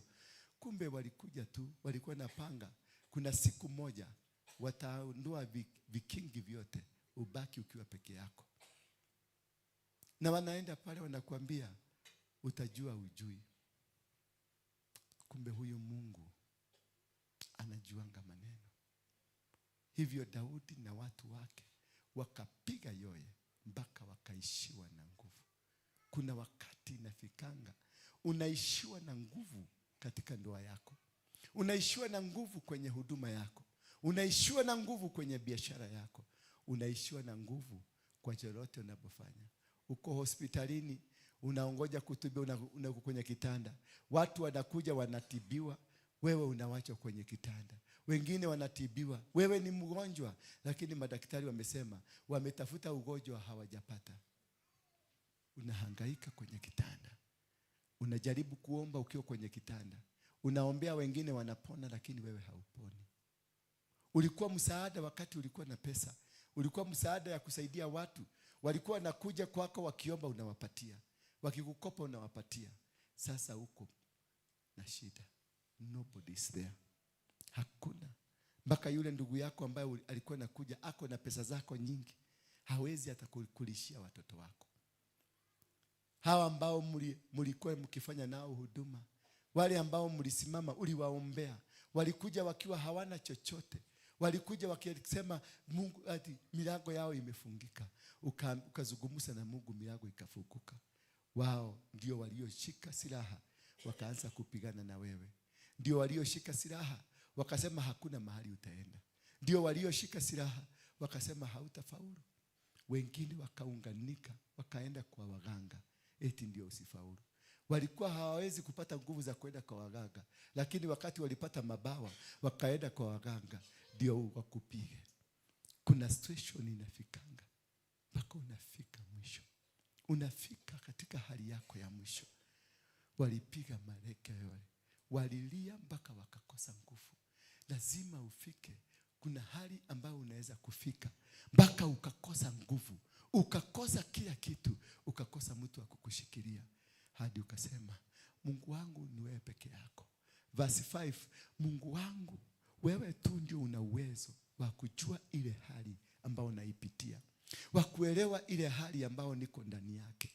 Wake wawili wa Daudi walikuwa wametekwa, yani Ahinomu na Yazarel na Abigail, mjane wa nabii wa Karmeli. Sasa imagine, huyu mpaka ni nabii, yani hakuota bibi atabebwa, hakunabii, hakulikiki, yani alipo naye bibi ikalikiki. Bwana Yesu asifiwe sana. You are the prophet depended on. Kila mtu anategemea unabii wako. Kila mtu anakutegemea wewe. Ni wewe taka. Bwana asifiwe sana. Kila mtu. Oyate wewe na kiugo kia mwisho. Wewe ni ogiuga. Weta kiugo kia mwisho. Tuiwe igoro lerauga atia. Hiyo igoro haikunena kuhusu mke wake atabebwa. Yeye mwenyewe. Baka akasemekana wewe ni nabii wa uongo. Verse 6. Wewe ni nabii wa uongo. Wewe hauna unabii. Kama hukujua bibi yako atabebwa, ulikioloka goto igwithia. Ni nini unatuambia hapa wewe? Na hebu imagine watu wamebeba mabanga na silaha. Anakuta ana imagine bibi yake mahali yako. Nile imagine umukagu hali yale. Ni wokuwa la kuiro. Avo shoke okea hena nabii. Atoruta utodugera nabii. Akili wake. Dana tuela mutumia ni hodhi. Hallelujah. Imagine in such a situation. A point of no return. A point where your God is making no sense. Daudi alihuzunika sana kwa sababu watu walikuwa wakisemezana juu ya kumpiga kwa mawe. Kai, ukigarurukwo ni andu aria uraturaga nao. Ukigarurukwo ni andu aria ureciiragia nio ituge ciaku. Ukigarurukwo ni andu aria ureciiragia nio muhoyaga nao. Ukigarurukwo ni andu aria mureciiragia nio murianagira nao. Nio marakubangira uria ugukua. Nio marakubangira uria uguthira. Nio marakubangira uria mugathira. Ambia mwenzako kuna Mungu mbinguni. Wanaweza kukupangia, wanaweza kupanga kukumaliza, but there is a solution in heaven. There can no kwage solution go kothe. Kunaweza kukosekana solution hapa duniani, but there is a solution somewhere. Aliye mbinguni anajua chochote unachokipitia. Aliye mbinguni ana understand what you are going through today. What you are going through today is not the end of your life, but the beginning of a new lease of life. The beginning of a new conversation with God. The beginning of a new dimension of God. There is something new that God is creating. Kumbe ulikuwa umejisaraudi na manyoka matupu. Urethiũrũrũkĩirie na manyoka. Urethiũrũrũkĩirie na hiti. Urethiũrũrũkĩirie na ngui cia cietagwo atia. Ile ngui cia gĩthaka-inĩ cietagwo atia. Toti nine. Cietagwo njũĩ. Ithe nĩcio urethiũrũrũkĩirie nacio. No kauga lima renderebosa. Riekenderelelebosa. Yandala baba. Na wakaigwa makwa.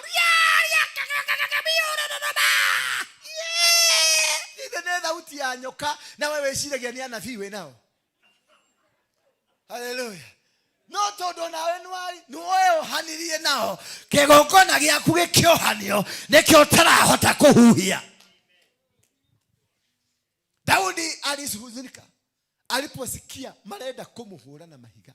Daudi ule ukomatongoretie makihota na bara. Kule mahali mbote mumeenda mumeshida vita. Kila mahali mumeenda mumeshida. Baka wao ndio walikuwa wanasema, the God, Mungu huyo ni Mungu wa maajabu. Hao waliosema ni Mungu wa maajabu ndio wanatafuta mawe wa kumalize, ndio wanatafuta mawe wa kuangamize. Hao waliyekuambia unatumika, hao waliyesambia Mungu anakutumia kwa muda huu ni wewe nabii. Hao asio niyo mara ya mahiga makoniro keria hali uratigarite. Hallelujah. Hallelujah. Mtu mmoja aseme amina. Mtu mmoja aseme amina iliyookoka. Mtu mmoja aseme amina iliyookoka. Thank you. Hata ukikaa kusema amina kaa, kwani mimi nakula kwako. Kila mmoja alikuwa na uchungu rohoni. Haleluya. Kila mmoja alikuwa na uchungu rohoni kwa sababu ya wanawe na binti zake, lakini Daudi akajitia nguvu katika Bwana Mungu wake. Mtu mmoja ajitie nguvu. Unahitajika ujitie nguvu kwa Mungu wako. Jitie nguvu. Hata kama uko chini, jitie nguvu. Hata kama wamekumaliza, jitie nguvu. Hata kama hauna kitu, jitie nguvu. Hata kama unaona kama umefika mwisho, jitie nguvu. Wacheni kuniangalia, jitie nguvu. Acha kuniangalia na macho ya jioni ni kama hujakula. Jitie nguvu Penina. Acha kuniangalia na macho ya yes. Jitie nguvu. Usijali hata wakipigana na wewe, wakisema unaenda kuangamia, wakisema umemalizika, wakisema wewe unafanya, wakisema jitie nguvu. Ikarata kitole, ikarau umejitia nguvu. Tembea hata kama hauna nguvu, jitie nguvu. Yes. Hata kama it is not making sense. Hata kama Mungu wako is not making sense, jitie nguvu. Tembea, maana yuko karibu kujidhihirisha. Huyo Mungu anahitaji tu ujitie nguvu.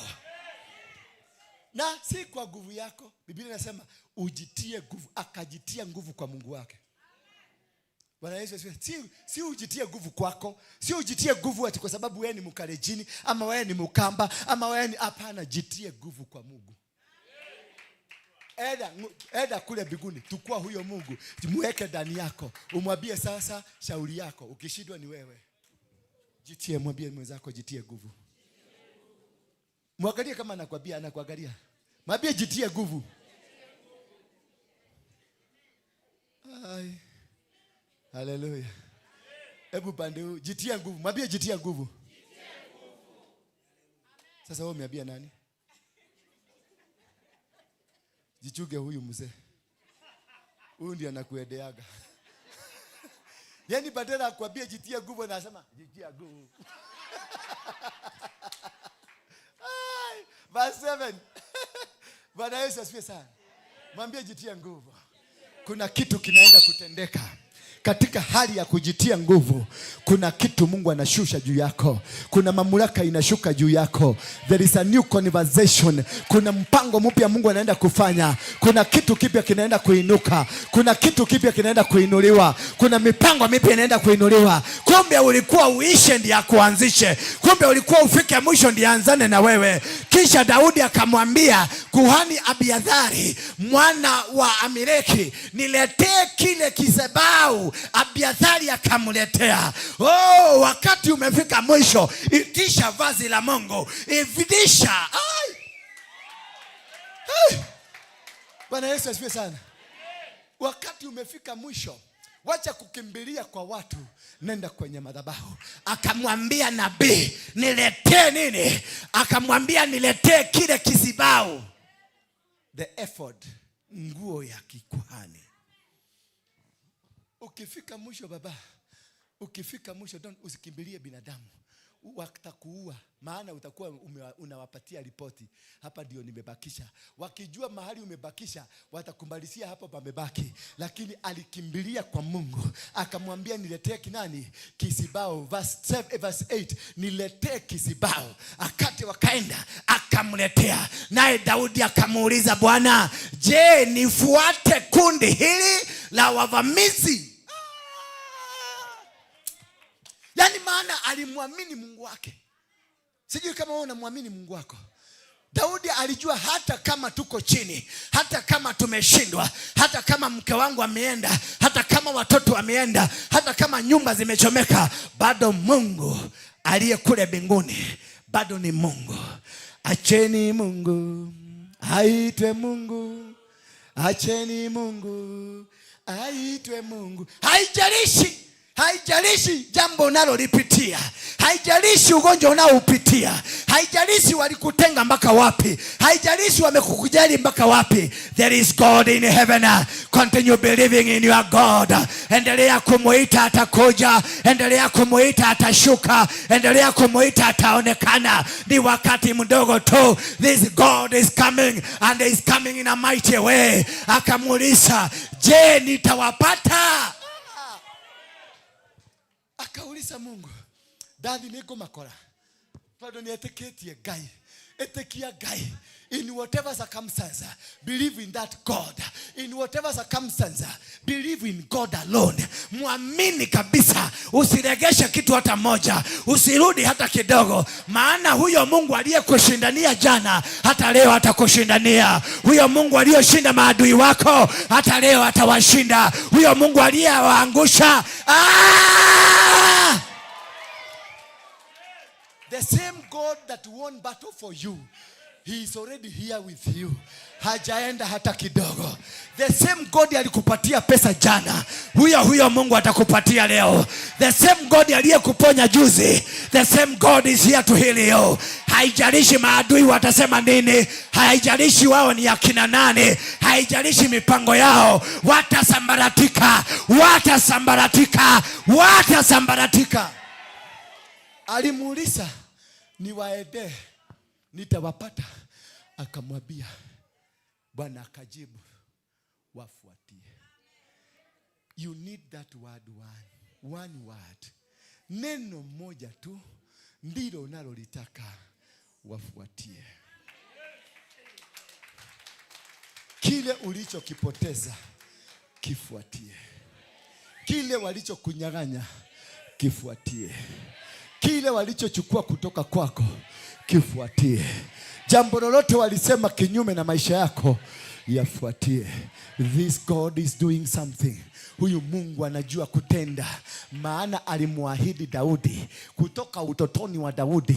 Aliahidi Daudi akamwambia, hakuna siku nitakuacha, maana ndio kwa maana nilikumwagilia mafuta, nikakutenga, nikakuweka mahali kwingine. Wewe si binadamu wa kawaida. Kwa hivyo sikuchukulii kama mwanadamu wa kawaida, na kuchukulia kama chombo changu ambacho nakitumia kwa ajili ya kazi yangu. Kwa hivyo akamwambia, mwanangu, kifuatie, wafuatie hawa watu na utaegesha.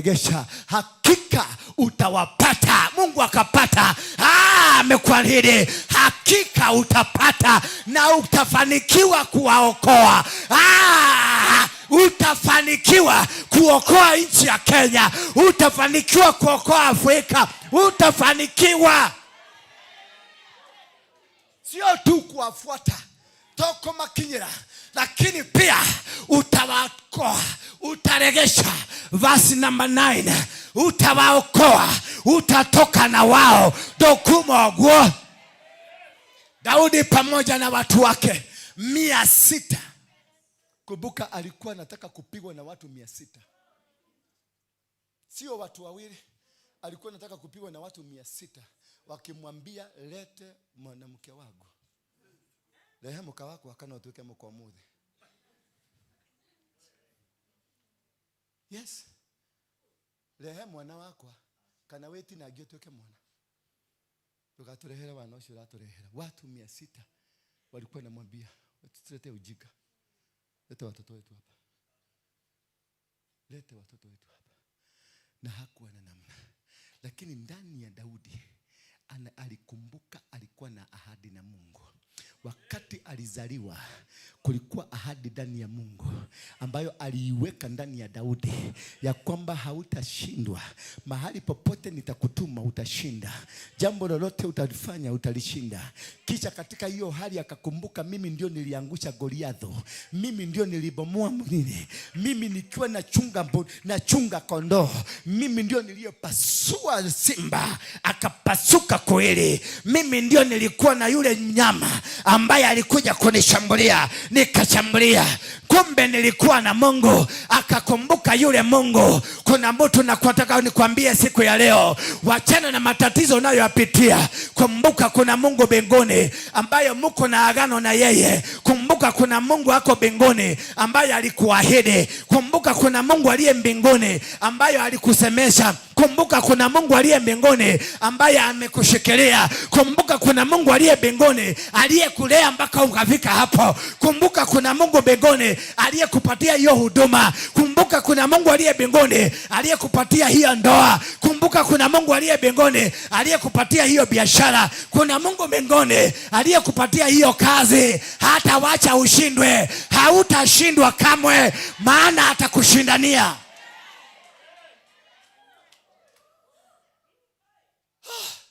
Daudi pamoja na watu wake 600 wakafika kwenye bonde la Besori, mahali ambapo wengine waliachwa nyuma. Kumbe kuna watu watawachwa nyuma kwa sababu yako. Kuna watu watawachwa, Mungu atasababisha kuna watu watawachwa nyuma ndio wakupatie maelekezo. Usijali, you are not alone. You are not alone. Kuna watu wamewachwa nyuma. Kuna watu wa maadui, hao maadui. Kuna mmoja wao atakuja kukwambia venye walikuwa wamepanga. Kuna mmoja wao atawachwa nyuma, atakuibia siri venye wamepanga. Kuna mtu amewachwa kwa sababu yako, kwa sababu ya ahadi ulio na Mungu, kwa sababu ya maneno mazuri Mungu aliyokupangia. Kuna mtu mmoja kati ya maadui atakaachwa nyuma. Mungu atasababisha awachwe nyuma kwa sababu yako. Nataka niambie mtu mmoja hapa, kuna mtu atawachwa nyuma kwa sababu yako, ndio akupatie siri, akupatie mipango ilivyo, akupatie maagizo yalivyo. Kuna mtu amewachwa nyuma. Usijali, you are not alone. Mwambie mwenzako na Kiingereza, you are not alone. Hauko peke yako. Dole wika, mwambie dole wika. Mwambie na Kikuyu dole wika. Yes. Mareshi legea wika. You are not alone. Verse 10 please quickly. Masaa imeenda sana. Simu umechoka sasa. Kwa kuwa watu 200 walikuwa wamechoka. Kwa hivyo kuna watu watachoka. Hao waizi. Kuna watu watachoka. Na sio kuchoka kwa kawaida, watakuwa wamechokeswa. Mungu atawafanya wachoke ndio wabaki. Walipobaki naye Daudi wakienda, hawajui wanaenda wapi. Wanang'ang'ana tu kufuata, hawajui kule wanaenda. Wewe kasa mwendo, maana usijali kule unaenda, wewe kasa mwendo. Maana Mungu alikwambia wafuate. Wewe kasa mwendo, fuata hisia zako. Wewe tu kasa mwendo. Githegwetu mundu tungemagana meri tutigirwo na hau, utawakuta kama wako na njaa, utawakuta hawana maji, na wewe uko na maji, na wewe uko na kachakura, utawapatia nao wakupatie siri, wakwambie mke wako wako wapi, wakwambie vitu zako ziko wapi, wakwambie watoto wako wapi, wakwambie vitu zako ziko wapi. Kuna watu watatumiwa, kuna mtu atatumiwa kusema vitu zako kule ziko. Bwana Yesu asifiwe. Mwambie wa mwenzako kuna watu watatumiwa. Kuna mtu atakuokolea maisha. Sijui kwa nini hamtaki kuongea. Mwambie ama mtoke muende. Mwambie kuna mtu atawachwa nyuma kwa sababu yako. Kwa hivyo mwambie wacha kunilingia. Mwambie I don't need you. I am with my God. Basi 11 tumalizie hapa. Kumbe huyu Mungu anakuanga mjanja kivyake. Anawachanga ufike mwisho ndio akuje na nguvu zake zote. Haleluya. Huyu Mungu aliyekuacha kesho anakuja. Huyo Mungu aliyekuacha kesho kutwa anakuja. Huyo Mungu aliyekuacha kwa biashara yako siku hiyo nyingine anakuja. Na akikuja anakuja kukuokoa, anakuja kukukomboa. Wakamkuta Mmisri katika shamba fulani. Sema ululu. Wakakuta Mmisri katika shamba fulani. Nao wakamulete kwa Daudi. Wakampa huyo Mmisri maji ya kunywa na chakula. Unaona hao walikusaliti. Unaona hao walikusengenya. Unaona hao walikuchimbia. Utawakuta wakiwa na kiu. Watakuhitaji. Just give them time. Utawaona wamekuja wametoa ulimi nje. Watakuja wakiwa na kiu. Watakuhitaji. Watakuta uko na maji ya kunywa. Watakuta uko na chakula. No megushoka. No megukubatara. Tiako makionereu. Ni mako menete reu. Hawakutaki sasa. Lakini watashikwa na kiu. Maisho neiko nyitwo nenyota.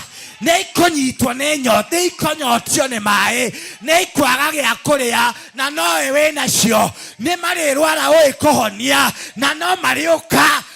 Umathece shida no kwajo meraga na matharau. Ikoyokia hapa. Ukamuthece shida no ya ng'ombe. No meguka marutete ni meja. Acio maragutunyire indo ciaku. Mego kamarutete ni meja. acio marakonyororirie meguka marutite nĩ mĩnja mangĩro thĩna harĩa marĩ mangĩro hangĩka harĩa marĩ mangĩro itĩka harĩa marĩ mangĩro agathayo harĩa marĩ nginya moke. Don't be tissued by anything. Walk with your God. Vaa vazi. Kuvaa vazi lile ni udhigu. Kuvaa vazi lile ni ukae mzuri. Kuvaa vazi kaa kama Mungu anavyotaka. And nothing will not work for you. Just walk like the way God has instructed you. Just be where God has instructed you to be. Don't rely on mankind. Usiwategemee hao. Maana hao ndio walikusengenya. Hao ndio waliokupangia. Nataka nikwambie siku hii ya leo ya kwamba watakuwa na kiu. Nimekonyota. Watakuwa na kiu za mahali fulani. Utawakuta kwenye shamba. Walikufikiria kuna mzabibu. Watakosa chochote. Mpaka utakapofika utawapatia maji. Kisha watakupatia siri zote. Hautakufa na hao hawatakufa mpaka wakwambie ni nini. Yani wa Misri wakampatia maji ya kunywa na wakampatia chakula. Wale walioiba bibi, walioiba watoto, walioiba kila kitu, hao ndio tumewakuta wamekuwa hangings. Walikuwa hanging. Network ilikataa wakakuwa hanging. Sasa walikuwa tu wakizunguka. Wanazunguka tu hivi. Kwa maana wako hanging. Maadui wako wote wako hanging somewhere. Walifikiria watawamaliza. Mareshiragia nimekomunina. Mareshiragia nimekomuharogania. Walifikiria watakuhaurania. Nataka nikwambie wako hanging. Wakitafuta network. Na utawapata hapo. Hallelujah. Utawapata wakiwa tu hanging. Wakisogoroka. Na unajua kitu inasogoroka haina end. Inasogoroka. Utawapata wakwambie tonogete nego kuithia merigo ni ngoma. Tumechoka. Hatoma itwakonywa. Hallelujah. Verse 12. Mtu mmoja aseme amina. Mtu ambaye si mchawi aseme amina. Mtu ambaye anajua si mchawi apige amina ya nzuri. Amina iliyoshiba. Hebu angalia mwenzako kama anasema amina. Kama asemi amina ni yeye. Huyo ndio sasa ako kwa network. Ndio kusogoka. Hallelujah. Kipande cha andazi. Githene idathi tukumahe. Idathi. Ria manyaruada kale kagumu.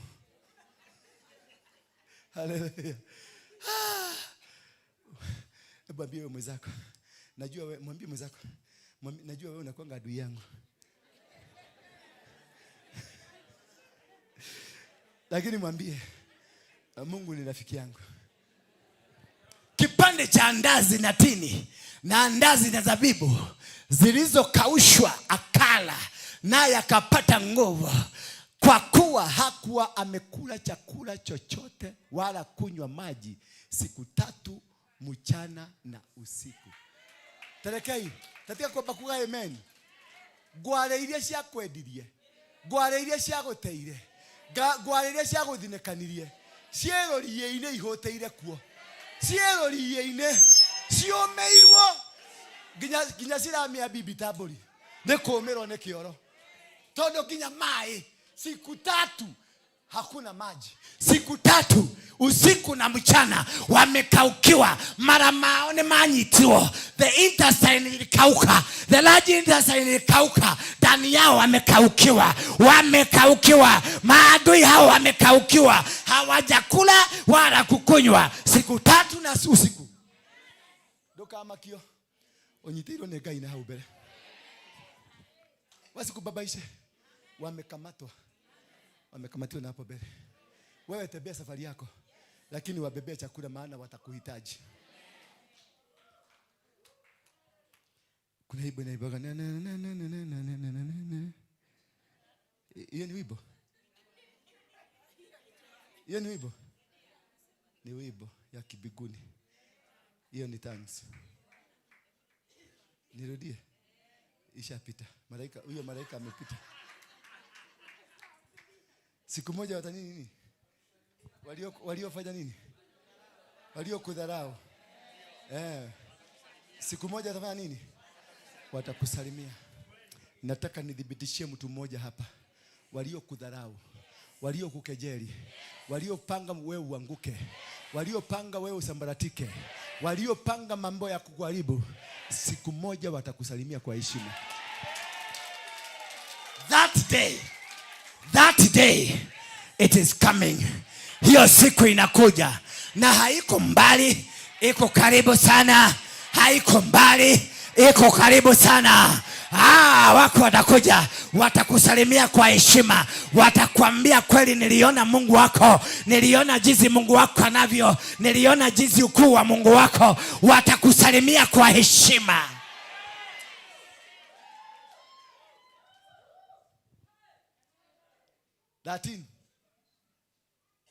Ili neno kweli ni neno. Ni tamu. Ni neno tamu. Linaenda na venye mlikuwa mnataka. Ile mnatakaga sasa ndio hiyo. Daudi akamuuliza, wewe ni wa nani? Sasa imagine wale maadui. Ukamulagia ati wewe wao. Imagine ukikutana na mtu, unamuuliza wewe ndio nani? Sasa ukikutana na Joeli, wewe ndio nani? Bwana Yesu asifiwe sana. Akamuuliza, wewe ni wa nani na umetoka wapi? Kinyadomo wewe. Kumbe utawauliza maswali gani ya ujinga. Maadui. Wewe ni wa nani na umetoka wapi? Mimi ni Mmisri, mtumwa wa Mwameleku. Bwana wangu alinitelekeza nilipougua siku 3. Hebu rudieni hapo. Tusome yote. Daudi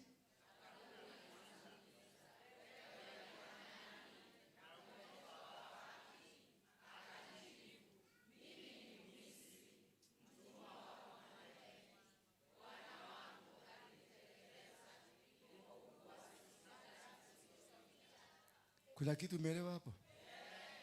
Mimi ni Mmisri.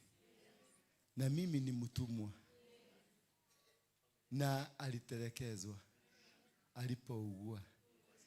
Kwa hivyo hawa watu walikuwa wanatufuruga ni maagenti ya watu wengine. Na sasa wameachwa kwa mataa. Na waliugua. Kumbe already washagonjeka. Already wamegonjeka. Already wamegonjeka. Na arwaru wamegonjeka na wamewachwa, maana hawana maana tena. Matire na maana yake hawana maana, hawana maana. Kumbe walikuwa wanatumika na ni watumwa. Kile kobo kuaresia ndo kobo. Wamegonjeka ni arwaru. Na marwara marateo. Simameni kwa miguu yenu. Simama. Shikeni sadaka. Ugu haturetikagĩra na nĩ andũ arwaru. Ulikuwa naogopa kumbe ni wagonjwa. Mnathi ugu. Nĩ ng'aragu. Magĩrohia nda magĩcũnga. Bwana Yesu asifiwe sana. Hallelujah. Walipofika pale. Karathi mode. Jessica chini. Weka. Hata weka. Wewe mwingine simama, miguu yako niko sawa, simama. Mwenye yako miguu yake ni sawa, simama. Lakini kama miguu si sawa, kaa chini. Nataka worship Mungu nikimwetele hivi. Kwani nyinyi ndio mlikuwa maadui? Ni nyinyi, kumbe ni nyinyi mmedescribe hapa. Angalia haya. Na nikimana behave kama matareda.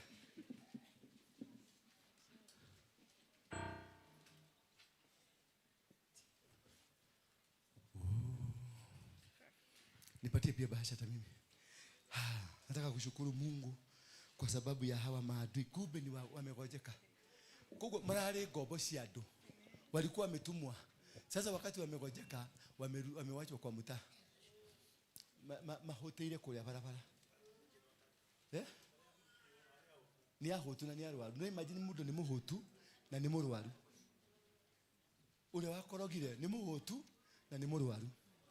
Ule wagutunyire kindu giaku ni muhotu na ni murwaru. It is a prophetic word. Prophetic. Wao waliokupangia ni wagonjwa na wako njaa na they are desperate, wameachwa kule kwa mtaa.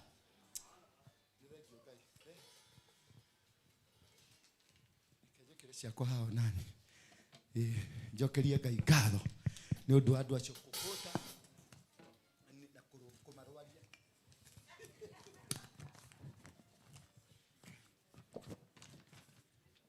Inua sadaka yako juu.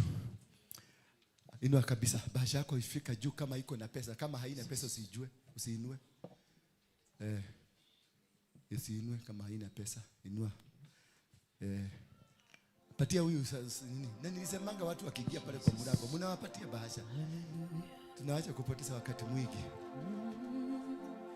Inua tu mkono juu, mwambie Mungu asante. Baba, nageuza sadaka hii. Ngoja kidogo baba. Shika sadaka yako kwanza. Kila mtu ashike sadaka yake. Hata kama iko kwa simu hewa, inua tu juu. Inua mkono juu, sema Baba nakushukuru. Kwa dhabihu hii. Nikuja nayo ikiwa sadaka. Lakini sasa ninageuza ikuwe dhabihu. Nimeitoa kama sacrifice ya kusil na kufunga maadui walioniinukia. Milango yao ninaifunga, madirisha nayafunga, geti zao nazifunga. Na kutoka leo napata vitu zangu zilizoibiwa, nyumba yangu iliyoibiwa, kasi yangu iliyoibiwa, ndoa yangu iliyoibiwa, huduma yangu iliyoibiwa, na vitu vyangu vyote ambavyo viliibiwa ninaviregesha. Kama vile neno lilisema nifuate. Kama vile Mungu uliniambia nifuate. Ninatuma dhabihu hii mpaka mahali kuna vitu zangu ambazo ziliibiwa, zote na zikaregeshwe. In Jesus mighty name. Amen. Weka sadaka yako hapa. Tazama wewe ni Bwana Mungu wa wote wenye mwili. Je, kuna neno gumu lolote usilo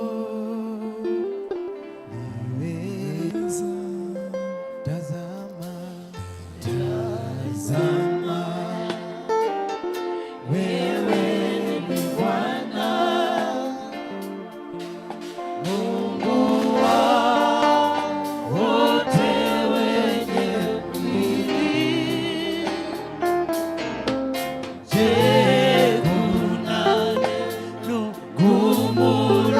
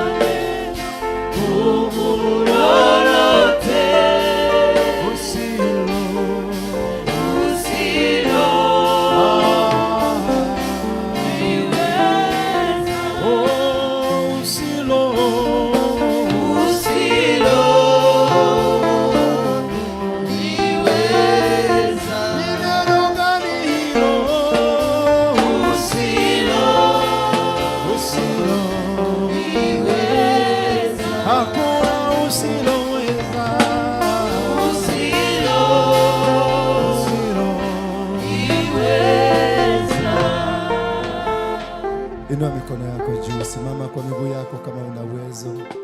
Kama una uwezo, simama tu kwa miguu yako. Nataka tumshukuru Mungu kwa neno hilo ambalo ametupatia siku hii.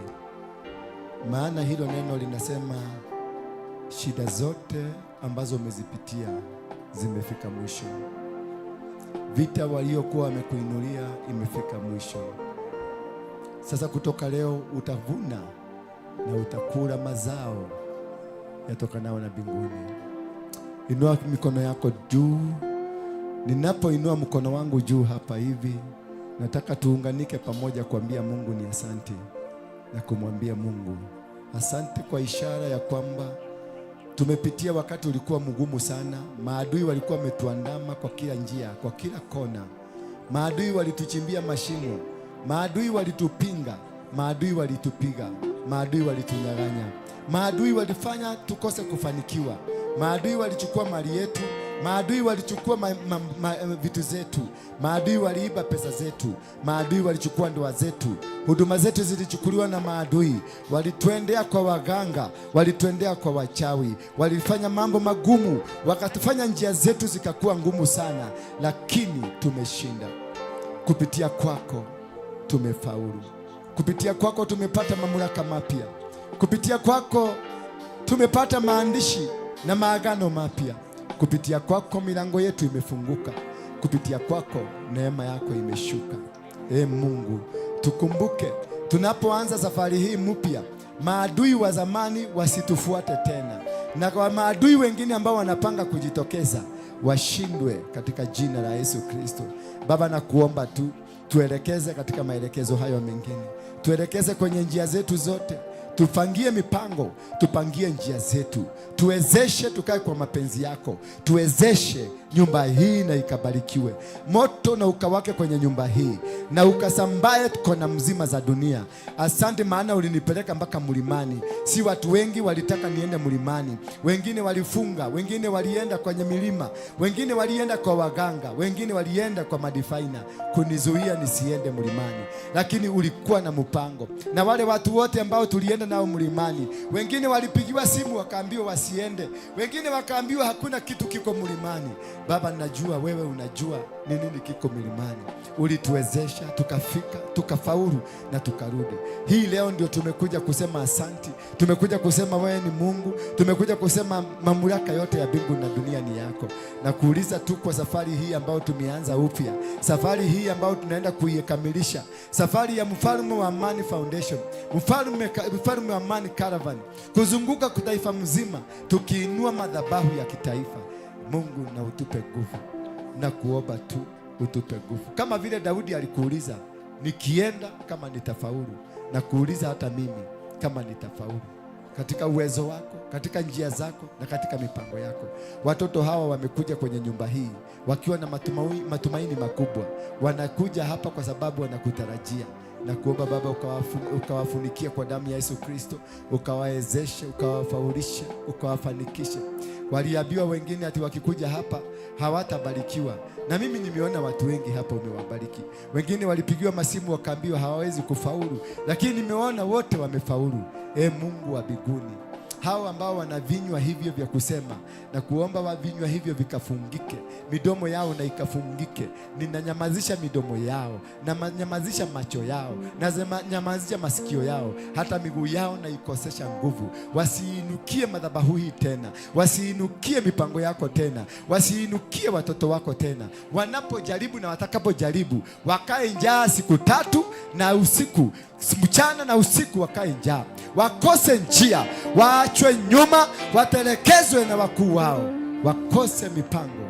Na wakati kutainuka adui mwingine kwenye nyumba hii, Baba, malaika kutoka mbinguni Michael na akashuke amshughulikie kwa hivyo. Na kuomba tu Baba utupatie vibali kwa njia zote ambazo zinahitajika, na ni katika jina la Yesu Kristo naomba na kuamini. Sawa.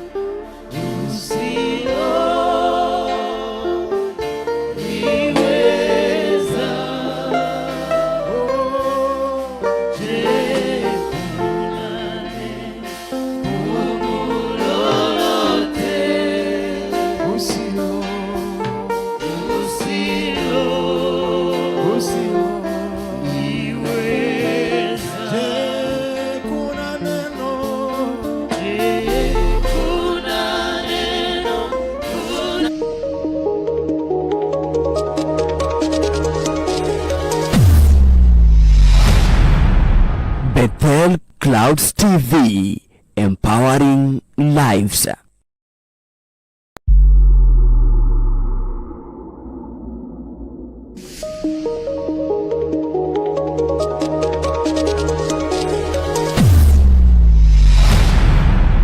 Bethel Clouds TV, empowering lives.